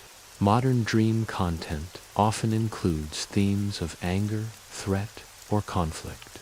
While today's threats are less literal, the brain continues to simulate stressful events. This rehearsal may prepare us emotionally and cognitively for the real challenges we face. Social and relational growth dreams may also provide a rehearsal space for social interaction. Practicing conversations, navigating conflict, or rehearsing empathy may take place in the quiet of REM. These mental simulations can strengthen social skills, pattern recognition, and trust. Research on social cognition supports the idea that sleep-hand dreaming enhances our capacity to understand others.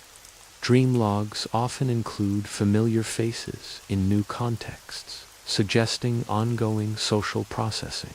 Development across lifespan. The role of dreaming changes across life stages. Infants spend over half their sleep in REM.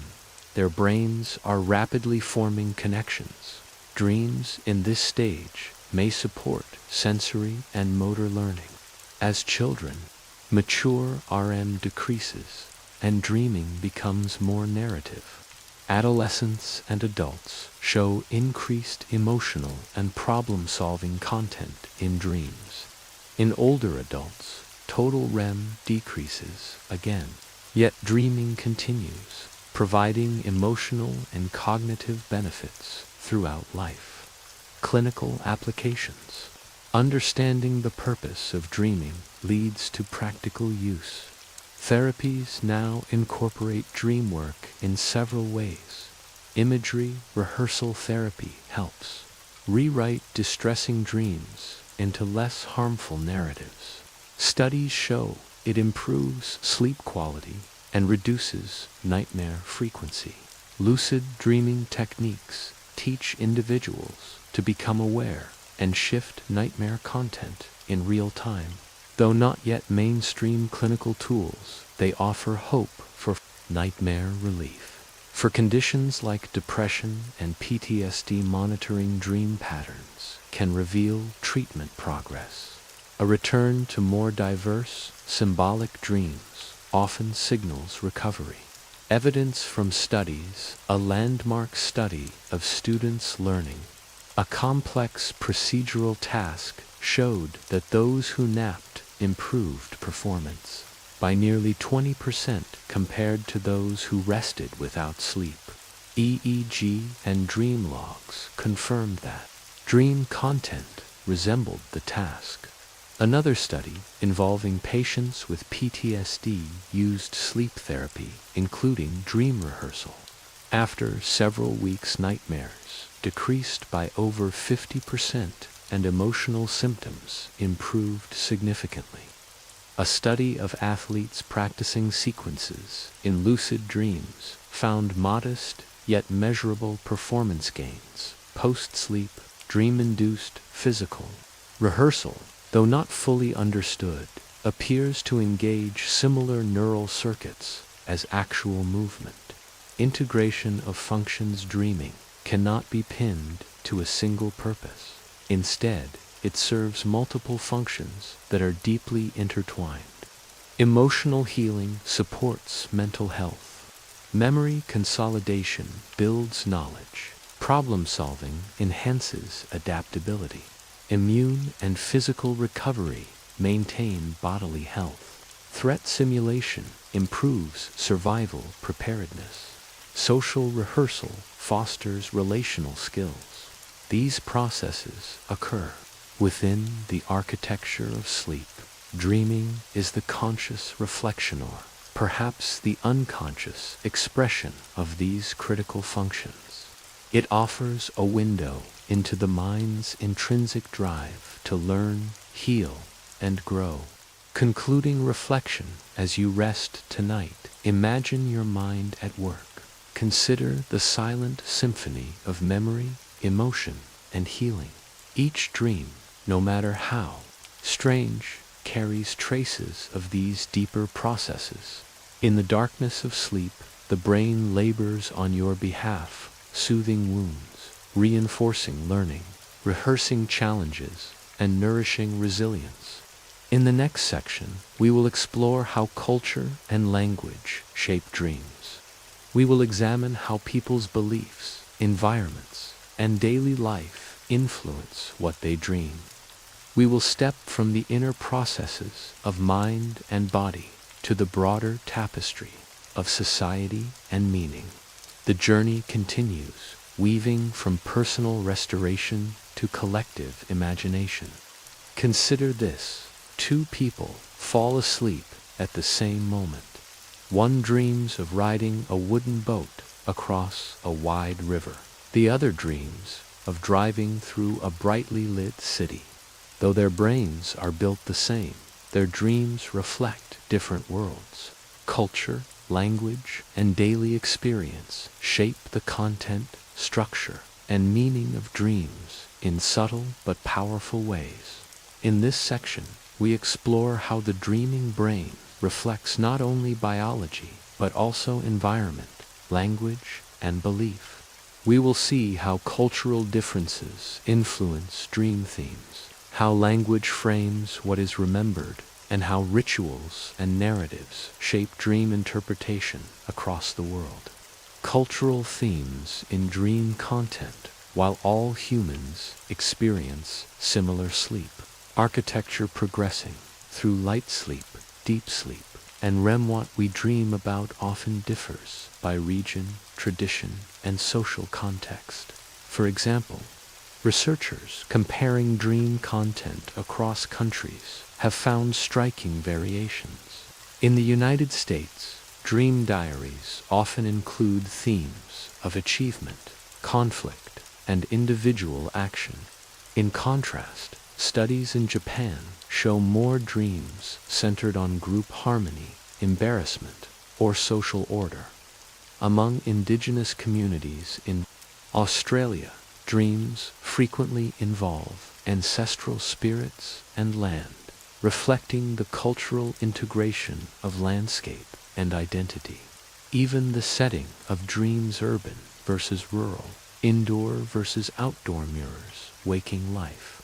Farmers in South America report more dreams of crops and weather.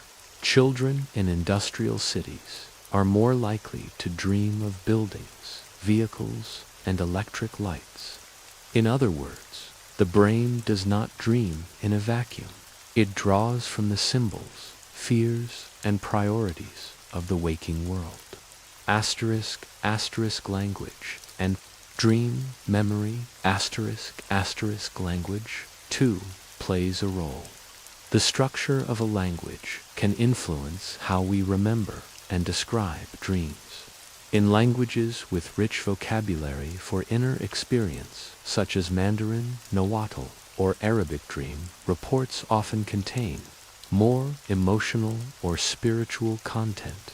In contrast, languages that prioritize action and time may produce dream narratives focused on movement and sequence. Some languages have specific terms for different types of dreams. For example, in the Inuit language of Canada, there is a distinction between ordinary dreams and spirit journeys, where the dreamer visits real places or gains guidance. In Fijian, there are words that describe dreams from ancestors, distinct from personal dreams. Bilingual individuals sometimes report dreaming in one language or another, depending on emotional context. For example, a person who grew up speaking Spanish and later learned English may dream in Spanish when feeling vulnerable and in English when solving tasks. The language used in dreams can reflect the emotional register of memory networks within the brain. In terms of dream recall, people who routinely discuss or record their dreams tend to remember them more vividly. This cultural encouragement of dream talk can increase both the frequency and clarity of dreams recalled. In societies where dreams are rarely discussed, people report fewer dreams, not necessarily because they dream less, but because they are less practiced at remembering them. Cultural interpretations and symbolic meanings. Interpretation of dreams varies even more widely than their content. In many traditional cultures, dreams are not seen as illusions or meaningless fragments. Rather, they are treated as messages from the ancestors, from the divine, or from deep within the self. Among the Zuni people of North America, dreams may be shared publicly and interpreted communally. Among the Temur of Malaysia, dreams are used to guide decisions, including where to hunt or whom to trust. In Islamic tradition, dreams have long been viewed as one of three forms of divine communication, and classical scholars devoted entire texts to interpreting symbols. In Western psychology, Freud proposed that dreams express repressed desires, often in symbolic form. Jung expanded this view, seeing dreams as expressions of the collective unconscious shared reservoir of archetypes, such as the shadow, the hero, or the wise elder. His ideas remain influential, especially in therapeutic dream analysis. Modern neuroscience, by contrast, focuses more on the brain's internal activity during REM sleep. Yet, even among scientists, there is growing recognition that cultural context shapes what we dream. how we remember it, and how we respond. Dream rituals and shared dreams in some societies. Dream sharing is a daily ritual. Among the Sonoy people of Malaysia, though, modern scholars debate the accuracy of early report streams were said to be discussed each morning. Children were encouraged to confront dangers in their dreams and to seek pleasure and harmony in the dream world. While the full details of Sonoy practice may be uncertain, the idea that dream behavior can be shaped by cultural teaching is both powerful and plausible. Shared dreaming, the experience of dreaming about the same event or person as someone else, has been reported in small communities where interpersonal bonds are tight. While such reports are anecdotal, they highlight the role of social suggestion in dream formation. If a group believes that dreams can be shared, their dreams are more likely to align in theme and content. Festivals and rites often include dream components. During the Eleusinian mysteries of ancient Greece, participants were encouraged to dream after days of fasting and ritual. In many indigenous ceremonies, dreams are used to confirm visions, locate lost objects, or identify healers. Dream deprivation and cultural loss. Dreaming, like language, can suffer from cultural suppression. In colonized or displaced communities, the loss of language and spiritual practice often coincides with a loss of dream traditions. Without the words, frameworks, and rituals to honor dreams, they fade from communal memory. For example, residential schools that forbade indigenous languages also disrupted generations of oral storytelling and dream interpretation. Today, some revitalization movements include dream reclamation, elders to share dream practices, and helping younger people reconnect with traditional symbols and meanings. This cultural restoration affirms the idea that dreams are not only neurological events, but also cultural artifacts woven into the tapestry of identity and worldview. Scientific challenges in cross-cultural dream research. Studying dreams across cultures poses challenges. Translation is one barrier. Dreams are inherently difficult to describe, and translating metaphor or emotion across languages risks distortion. Another challenge lies in differing beliefs about privacy, spirit, and community. In some societies, asking about dreams may be considered intrusive. In others, dream sharing is expected and valued. To navigate these differences, researchers use a mix of methods: dream journals, structured interviews, and ethnographic observation. Ethical sensitivity is crucial. The dream world is deeply personal, yet also shaped by collective stories. Conclusion: the global mind at rest. In the stillness of sleep, the brain continues its quiet work. Yet what it dreams of is shaped not only by neurons, but by language, stories, and the subtle architecture of belief. A child raised with tales of mountain spirits may dream differently from a child raised with superheroes and space travel. Both may enter REM sleep. Both may process emotion, but the forms, faces, and feelings of their dreams carry the signature of culture. As we study the dreaming brain, we must also listen to the dreaming world, plural, diverse, and rich with meaning. Dream science does not end with EEG readings or lab experiments. It stretches into poetry, into ritual, and into memory.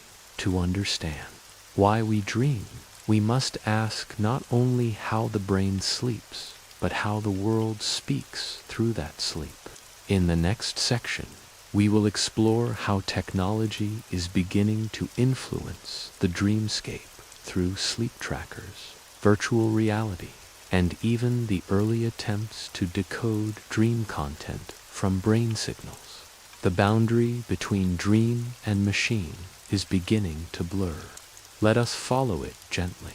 Imagine the mind as a theater. Each night, as sleep takes hold, the curtain rises, and the stage of dreams begins its quiet play. But when illness touches the brain, or when age begins its slow drift, this theater changes. The stories become fragmented. The actors may forget their lines. The lights may flicker or go out altogether. In this section, we explore how dreams are shaped by illness, recovery, and aging. From neurodegenerative disorders to injury, we will examine what happens to the dreaming brain when its structures are strained or altered. We will also look at how physicians study dream changes as potential markers of disease. The brain's architecture of dreaming to understand what changes in illness. We must first recall what sustains dreaming in health. Dreaming, especially vivid dreaming, is closely linked to REM sleep, rapid eye movement sleep. This stage, typically occurring in 90-minute cycles throughout the night, is associated with heightened brain activity, rapid eye movements, and the temporary paralysis of most muscles. During REM, the brain regions that support visual imagery, emotional memory, and creativities, such as the occipital cortex, limbic system, and prefrontal regions, are activated. The neurotransmitters involved include acetylcholine, dopamine, and serotonin. Disruption to any of these components due to disease, injury, or age can profoundly alter the content, clarity, and frequency of dreams. Dreams and neurodegenerative diseases in certain neurodegenerative conditions. Dreaming becomes not only altered, but diagnostically significant. One of the clearest examples comes from REM sleep behavior disorder, or RBD. This disorder, which causes individuals to physically act out their dreams during REM sleep, is strongly associated with Parkinson's disease and other synucleinopathies, a class of conditions marked by the accumulation of abnormal alpha-synuclein protein in the brain.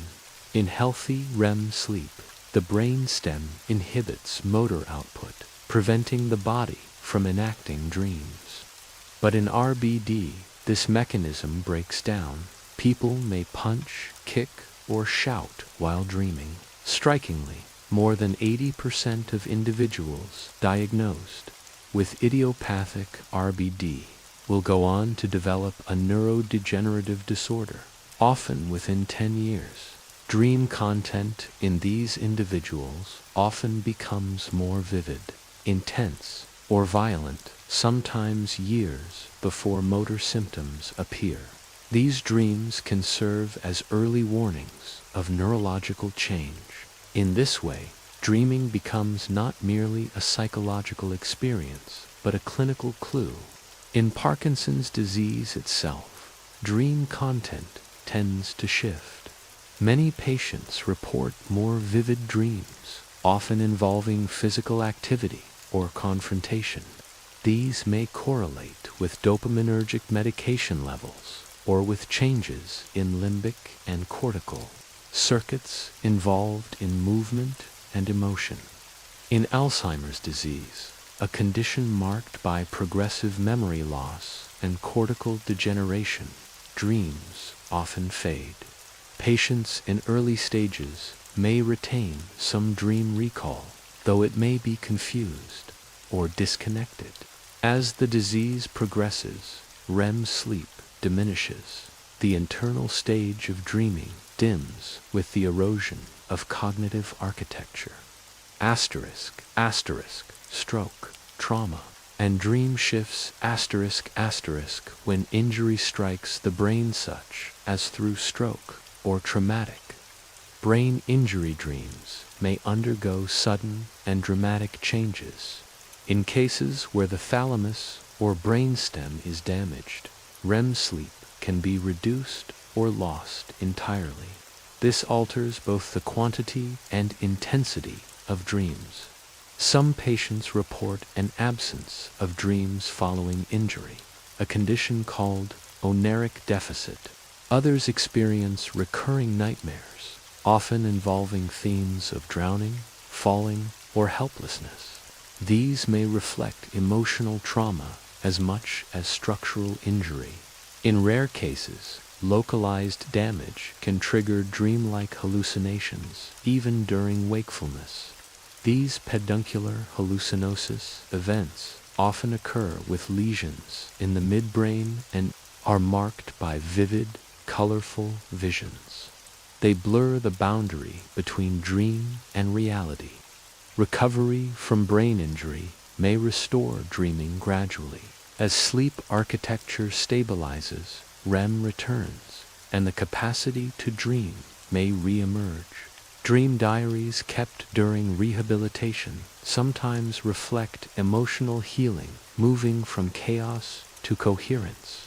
Mental illness and dream modulation dreams are also sensitive to psychiatric conditions.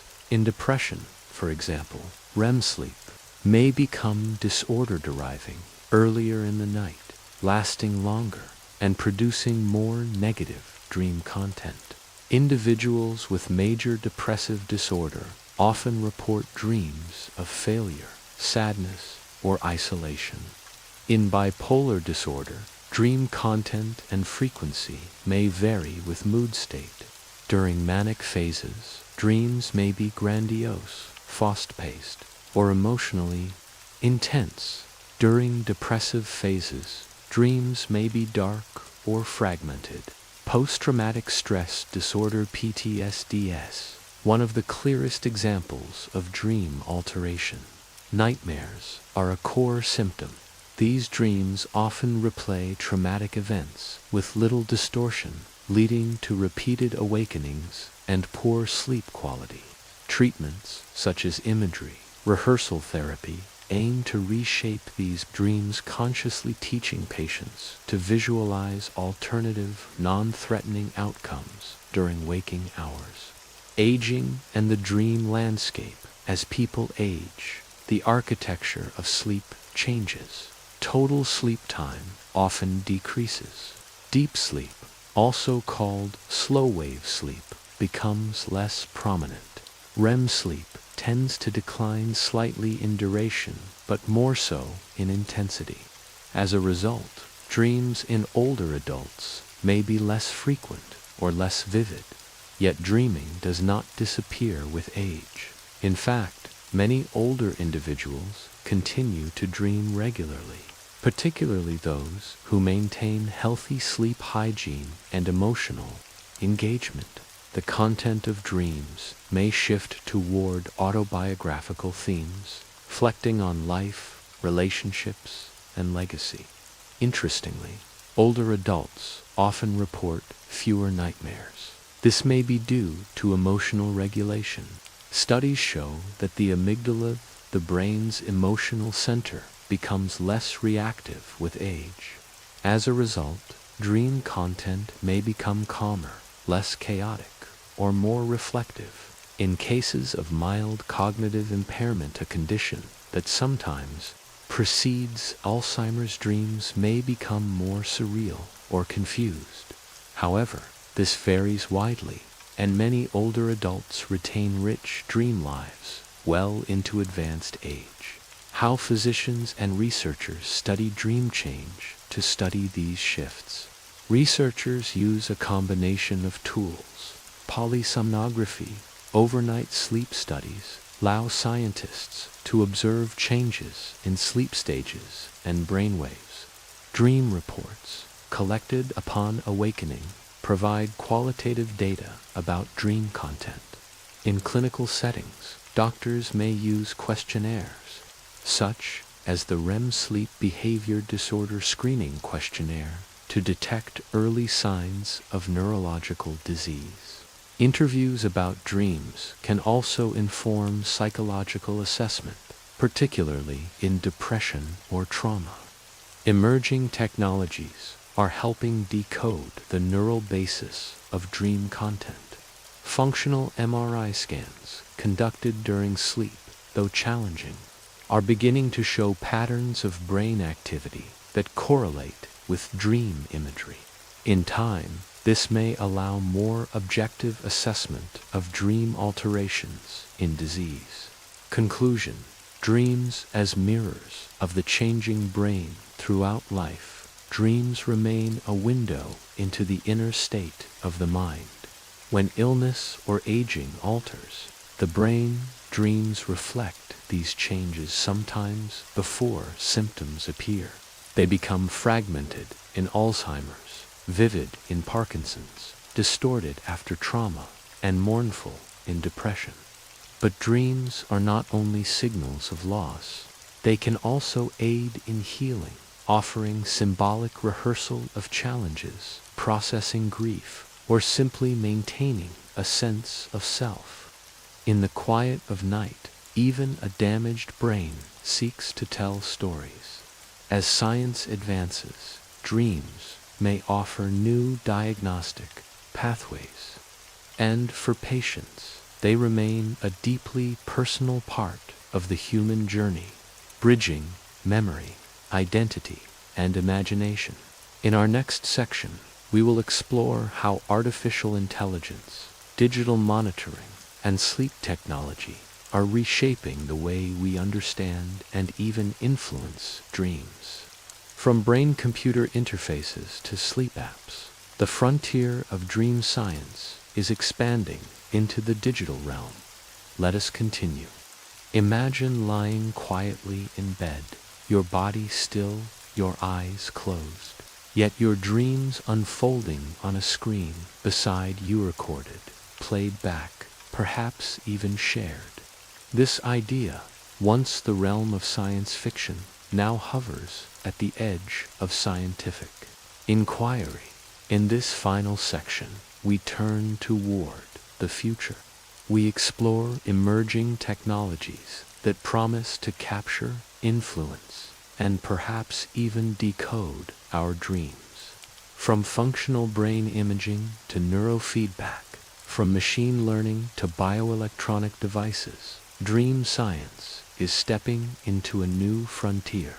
What was once ephemeral fleeting thoughts behind closed eyelids may soon become data patterns and modifiable experiences, mapping the sleeping brain to study dreams. Scientists must first observe the sleeping brain.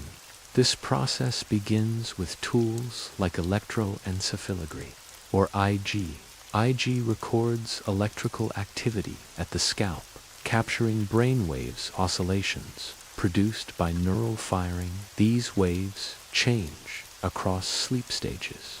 In deep sleep, we see slow delta waves. In REM sleep, brain waves resemble waking patterns, faster, more irregular, more complex. EEG provides clues about when dreaming might occur, but it does not reveal dream content. To move closer to decoding dreams, researchers turn to functional magnetic resonance imaging, fMRI. This technology measures blood flow in the brain, which correlates with activity in different regions. When combined with EEG, fMRI offers both temporal and spatial resolution, telling us when and where activity changes. In one landmark study, researchers in Japan used fMRI and machine learning to predict dream imagery. They asked volunteers to fall asleep inside a scanner and gently woke them during early dream stages. Participants described what they had seen: people, buildings. These reports were matched with activity in visual cortex regions. Over time, the algorithm learned to associate specific patterns of brain activity with visual themes, with about 60% accuracy. The system could predict what the sleeper was dreaming about without needing them to speak. Although still in early stages, these methods offer a window into the dream world, not through interpretation, but through signal detection. Brain-computer interfaces and dream capture. At the cutting edge of neuroscience lies the brain-computer interface, or BCI. These devices read brain signals and translate them into commands for external devices, while best known for applications such as prosthetics or communication aids for paralyzed individuals. BC may also shape the future of dream exploration. Imagine a wearable BCI that detects REM sleep, analyzes your brain's electrical patterns, and records data for later decoding. Or imagine a device that delivers gentle auditory or visual cues to subtly steer your dream toward a chosen theme. This is not as distant as it sounds. Already, several research teams have used external light tones, scents, or light pulses to influence the emotional tone or narrative content of dreams. One such method is targeted memory reactivation, or TMR. In this approach, individuals learn a task such as navigating a maze while a specific sound plays. Later, during sleep, the same sound is played quietly during REM sleep. This reactivation can reinforce the memory and occasionally insert elements of the task into the dream itself. The implications for learning and memory enhancement are significant.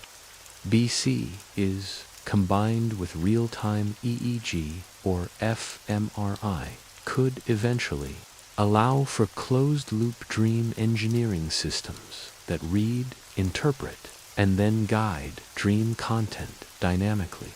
Though ethical and technical challenges remain, the tools are quietly evolving. Lucid dreaming and self-directed influence.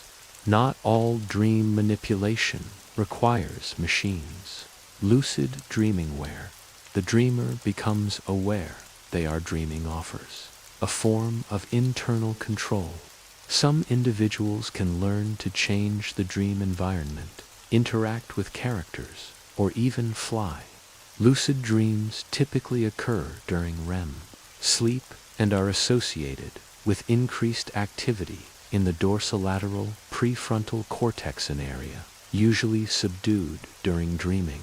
Lucid dreaming can be trained through techniques such as reality testing, mnemonic induction, or external cues like flashing lights.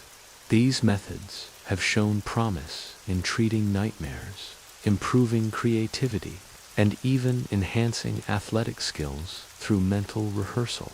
As technology advances, lucid dreaming may merge with digital augmentation. Devices that detect REM onset and provide precise, timed stimuli could raise the frequency of lucidity. In time, we may see hybrid states where self-awareness and dream imagery coexist in a controlled sleep environment, allowing individuals to engage in structured dreaming, guided by both internal intention and external signal. Ethics and privacy in dream technology. As we move toward dream decoding, profound ethical questions emerge. Dreams are among the most private human experiences. They contain fears, desires, memories, some known, others buried. If technology can record or analyze dreams, who controls the data? Should dream recordings be stored, shared, interpreted? Unlike spoken thoughts or written diaries, dreams are involuntary. Recording them raises concerns about consent, surveillance, and autonomy. The line between exploration and intrusion becomes thin. In workplaces or clinical settings, how might dream data be used or misused? Ethicists, neuroscientists, and legal scholars are beginning to engage with these questions. Principles of informed consent, data protection, and personal agency will be essential as dream technologies advance. Public conversation and interdisciplinary dialogue will be vital in shaping ethical frameworks for the dream frontier. Dreams. And artificial intelligence, artificial intelligence is playing an increasing role in sleep research. Machine learning algorithms can now detect sleep stages with high accuracy from wearable sensors. AI models are used to predict emotional tone in dreams, recognize recurring themes, and sort dream reports by content. In the future, AI may serve as a dream companion, analyzing your sleep patterns, predicting when you are likely to dream, and offering insights upon waking. Some applications may provide summaries of dream content based on speech or writing, helping users reflect on their emotional states. More speculative is the possibility of AI-generated dream suggestions based on your preferences, recent memories, or goals. An AI system might design a dream script delivered through stimuli that subtly shape your REM experience. While such systems would not guarantee specific dreams, they may tilt the dreamscape in desired directions. As AI and neuroscience converge, our understanding of the dreaming mind could deepen, becoming both a scientific endeavor and a personalized experience. Therapeutic futures of dream science beyond curiosity. Dream science holds potential for healing. Already, treatments for trauma-related nightmares are using dream rehearsal techniques. Sleep therapies that combine cognitive behavioral methods with sensory inputs are under development. Future therapies may use neurofeedback to help patients reshape their emotional patterns during sleep. Neurofeedback involves real-time monitoring of brain signals, allowing individuals to learn to modify them often through visual or auditory cues. Imagine a therapy where a patient learns, over time, to recognize the onset of a nightmare and shift its trajectory. Or consider patients with mood disorders practicing emotional regulation through guided dreaming. For individuals with neurodegenerative disease, dream-based therapies might stimulate memory circuits gently, supporting cognition in early stages.